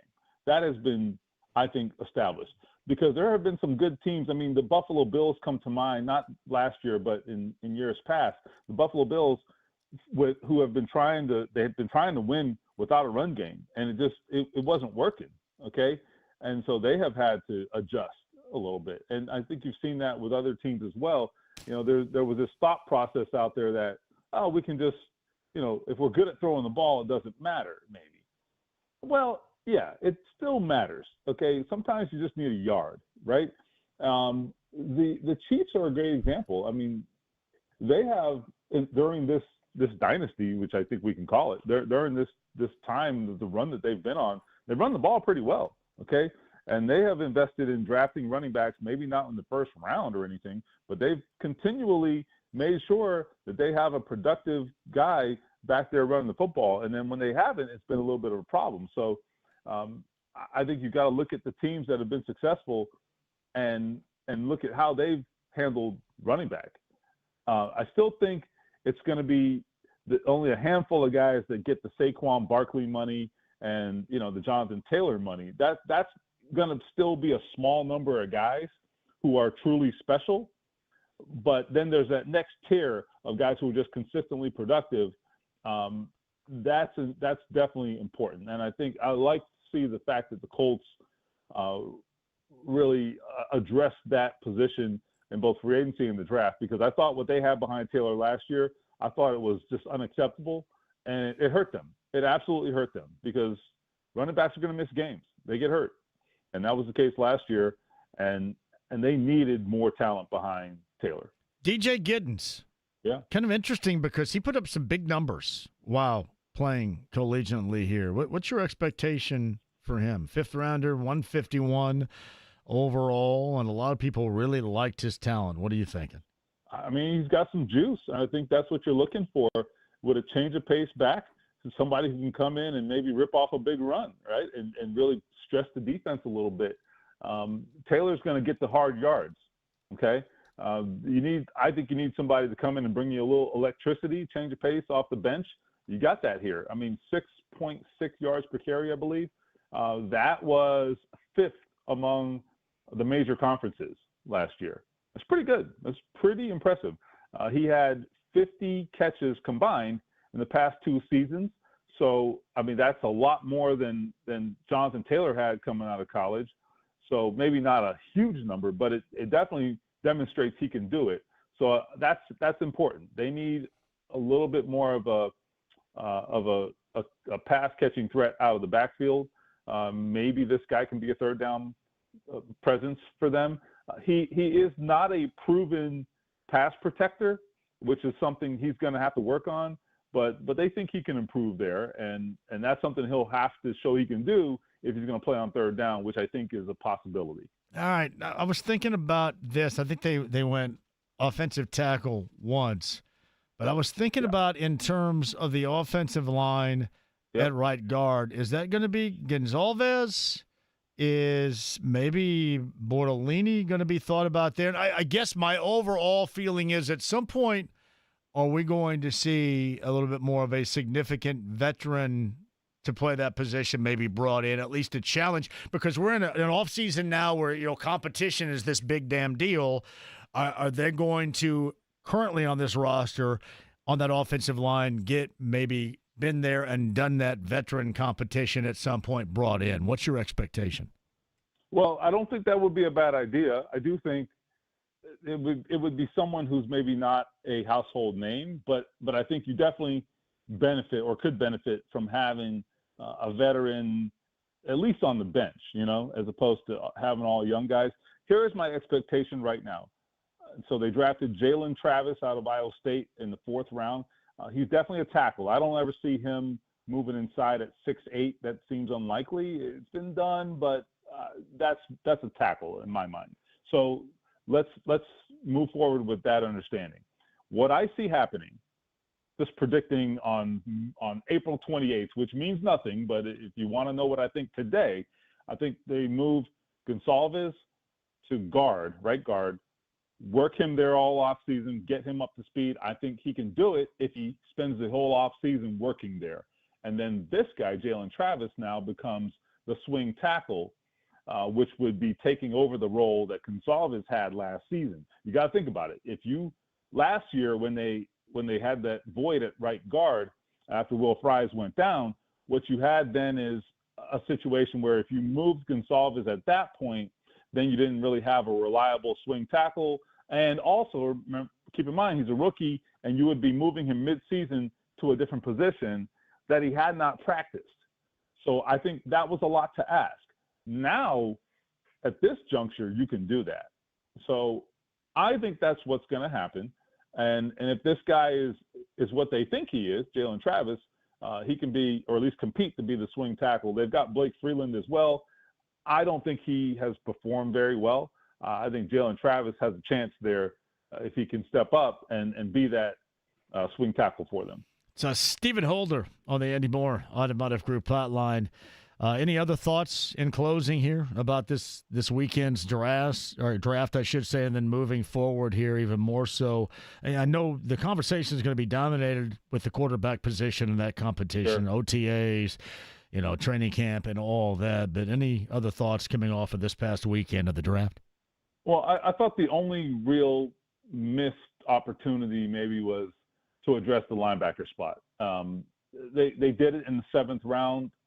I think to have any expectations of a 7th rounder as a rookie, probably a little bit ambitious, right? So they right now, if my recollection is correct, they have, I believe, just one linebacker, and that's Zaire Franklin, who has more than 2 starts in his career.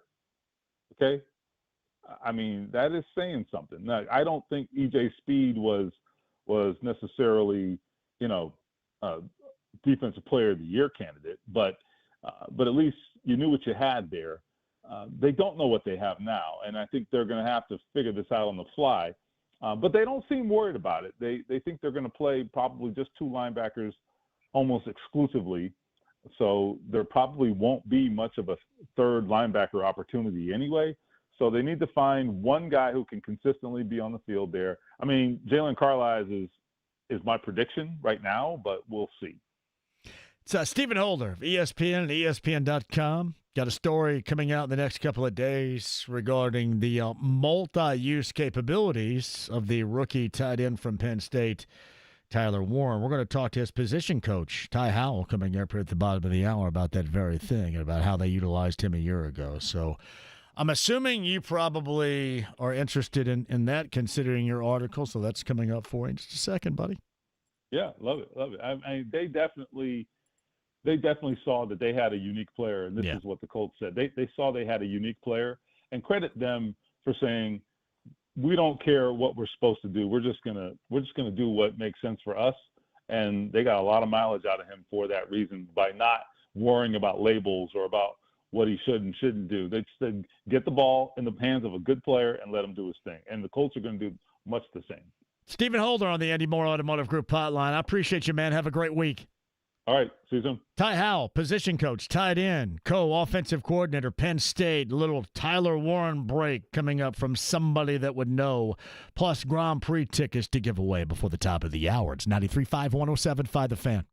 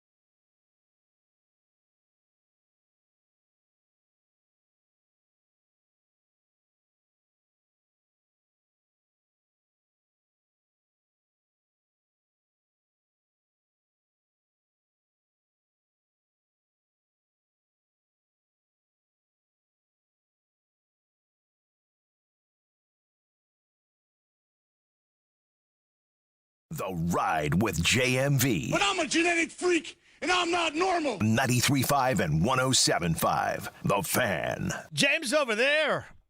It's becoming a big JMV takeover jam band classic every Saturday night. The All Request Saturday night with me on B105.7. James, had you ever heard Rusted Roots? I've actually heard this song before. Yeah, I've definitely heard this before. Yeah. I've been you guys can tell inside the AAA membership lounge via YouTube Live, Eddie White from the Fever and the Pacers dropped off a cake and you could light the icing. It's weird, right? But he made a big mistake of leaving matches in here, and I've been lighting matches. When I was talking to Stephen Holder just now, that podcast at 1075thefan.com. So it stinks a little bit in here right now, doesn't it? It does smell a little bit. I was thinking I was going a little crazy trying to figure out where that smell was coming from. Well, I kept lighting it on the mic, and you kept looking around going, what the hell is that sound you're doing here? But, yeah, if you're watching via the AAA Membership Lounge YouTube Live, I've been lighting. These really long, expensive matches right here. Those are jumbo matches right Jumbos, indeed. Hey, Tyler Warren joined us, and again, a shout-out to the Colts for getting him on Friday's show. That podcast at 1075thefan.com.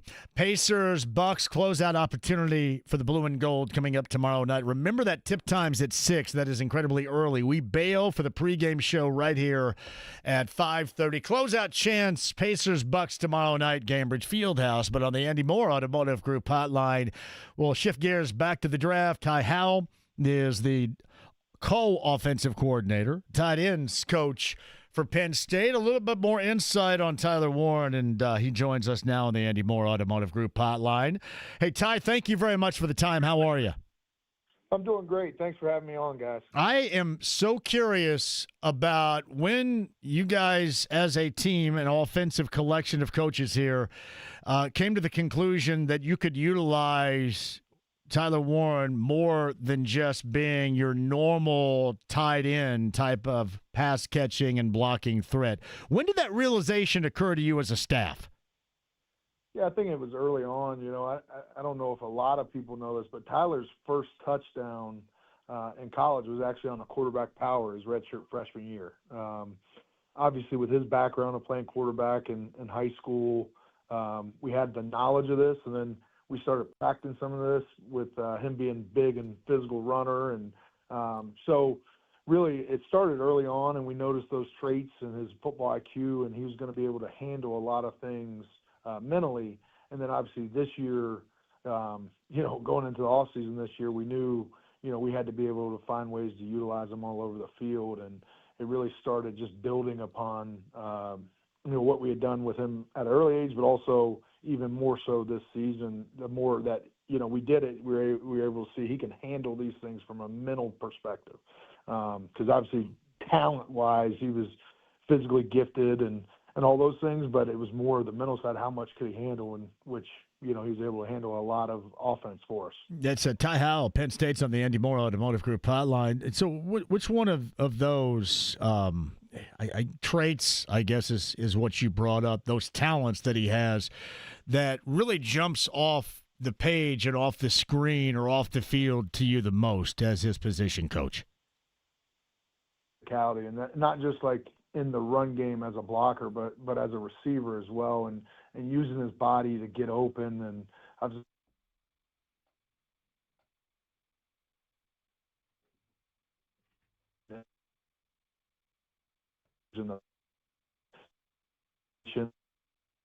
then he was able to make a ton of contested catches because, obviously in the NFL, windows are tighter, and with tight ends, specifically, those are the things you got to be masters at because you're not going to get as much separation just using pure speed. So I think his physicality across the board in run and pass game is the thing that sticks out to me. And then his competitive drive. Like, he's a super competitive guy, wants to win, do whatever the team needs. Like, I think he said in an interview, like, he doesn't care if he has 0 catches or 10 catches. It ultimately, it looks different every week and what the team needs him to do. And he's all bought in on that. He's been that way, since I got him, since he got here as a freshman. So I think that is another piece of his game that sticks out. Yeah, forgive me because I don't know too many words. I'm not that bright. And Ty, I am curious, was he a somewhat revolutionary piece offensively to your program and what you guys did on the field? Is it fair to even approach that type of description as a collegiate player for him?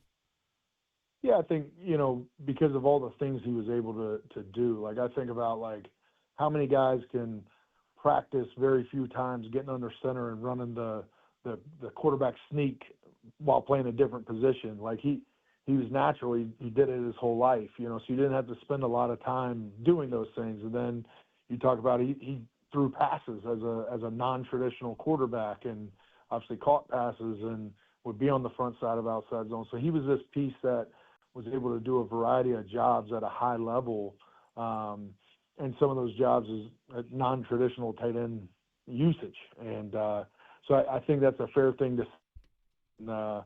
Obviously he had the background to do some of them, but also, he developed into being able to do some of them as well and put a lot of time and effort into doing those jobs. His competitive fire, did that come with him? I mean, was that something that was already established and you guys just kind of stoked that flame in Happy Valley?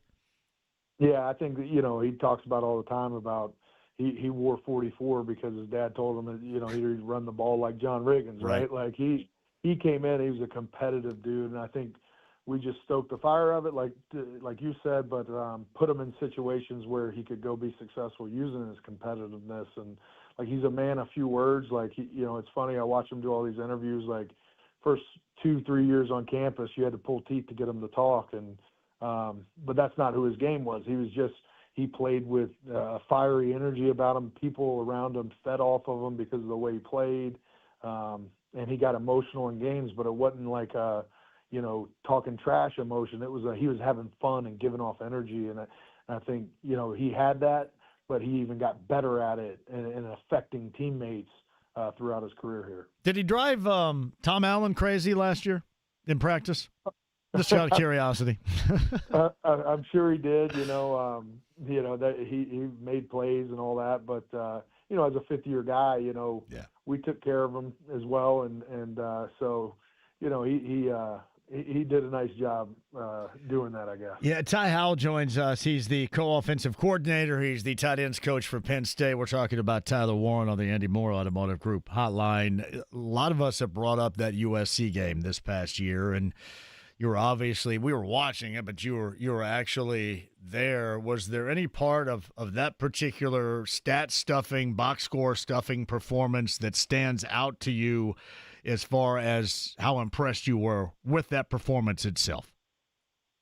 I think the big thing that sticks out in my mind about that game is I remember going into halftime and they had a lead, and one of our other coaches was like, dang, Tyler's playing really well, and has like I don't know what he had at halftime, like 9 or 10 catches and had some carries, but like during the game you're not even thinking or feeling those things. You're just he's out there doing the jobs that we asked him to do, and so before you know it, you look up and golly, he's got whatever he had at the end of the game, 200+ yards and 17 to 19 catches. I don't even remember the stats, but like you just felt his presence during that game, and you weren't counting how many touches he had or anything like that. You felt him making an impact in the game. And obviously the big one is that trick play right after halftime, and snapping the ball and going up and running the deep route and making a big time contested catch. And that was a pivotal moment in the game. And then it's funny, me and Tyler were talking about this weekend is, we go down on the drive and kick a field goal to win. And, we put him on the side of the field goal team that we knew they were going to be rushing, because who else would you rather have there protecting the game-winning field goal than the guy who got you there and had played so well leading up to that point. And, so he's just willing to do whatever to help the team win. Yeah, it for somebody like Shane Steichen, who had been noted, and again, it all matters if the quarterback is on the same page and throws the football to you, how you're going to be able to utilize him. But the one thing this team needs right now going into this season, Ty, is somebody that can get the grasp and then produce early. Is he type? Because it's a rare talent to be able to do that at the next level in the NFL. Has he got that rare quality of being able to produce as a rookie on the fly? Because this team really needs it. Yeah, I think you never truly know that until they get out there and play the games. But I think the way I've seen Tyler prepare his whole career here, he's going to be prepared. He works at it. He's going to know the playbook inside. He's going to have the confidence to go out there and play. And he's been trained to do those things throughout his time here. Like I tell people all the time, you could put together a coaching seminar of Tyler's reps on hands team throughout his time at Penn State. He's fair caught one. He's knocked one out of bounds. He's done all the things that as coaches you tell guys to do in those situations. They've came up and he's executed them perfectly. So I think he'll be prepared to make an impact.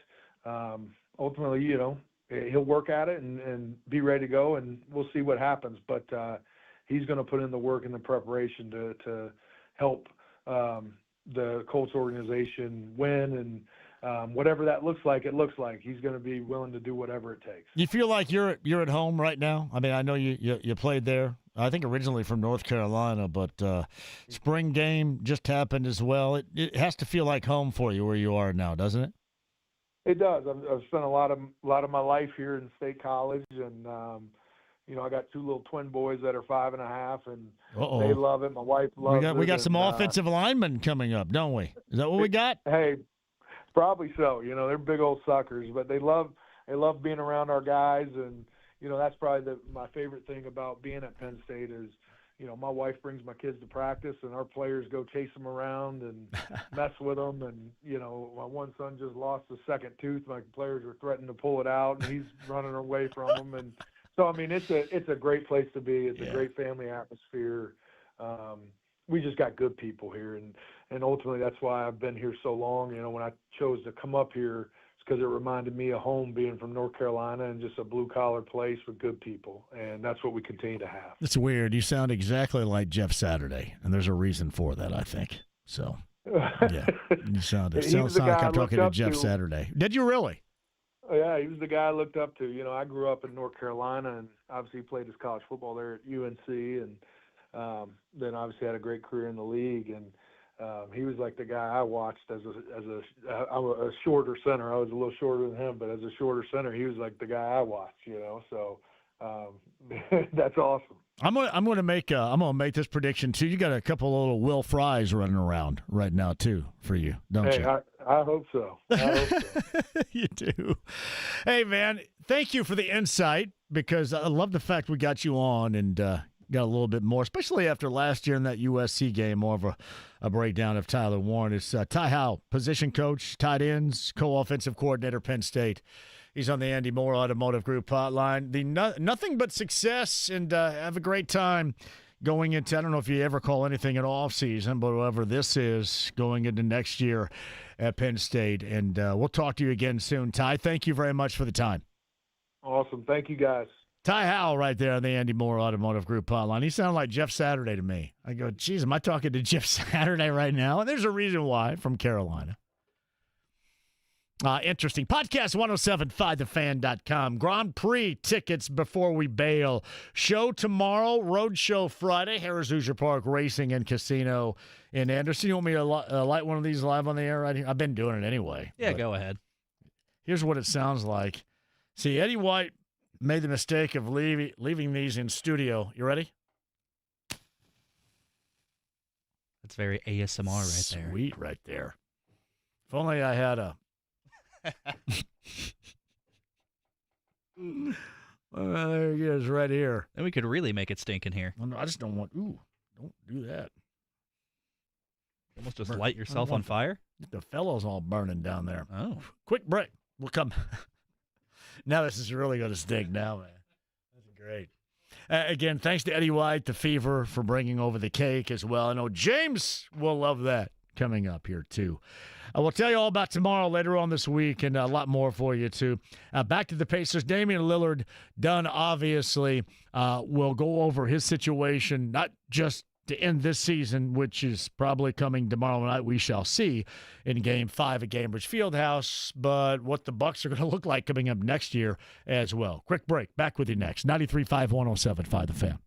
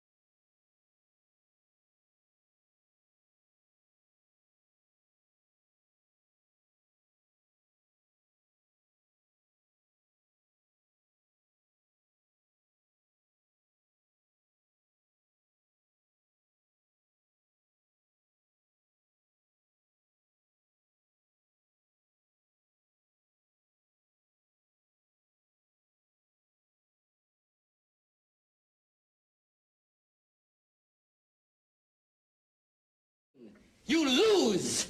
Good day, sir. 93.5 and 107.5. The Fan. Ty Howell was good. Sounded to me like Jeff Saturday. Anybody else get that? I think what I'm supposed to say to try to be cool sounding is, did anybody else get that vibe?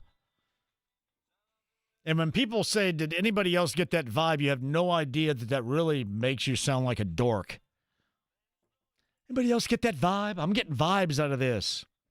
Vibes. What's the best vibe song out there? Beach Boys, Good Vibrations? Marky Mark and the Funky Bunch, Good Vibrations? That's a good contender right there. Paula Abdul, Vibeology? I'm less familiar with that one. No, there's another one we can't even talk about. We can't talk about that dude anymore. His former group, also known as Public Announcement, you can look this up on your own.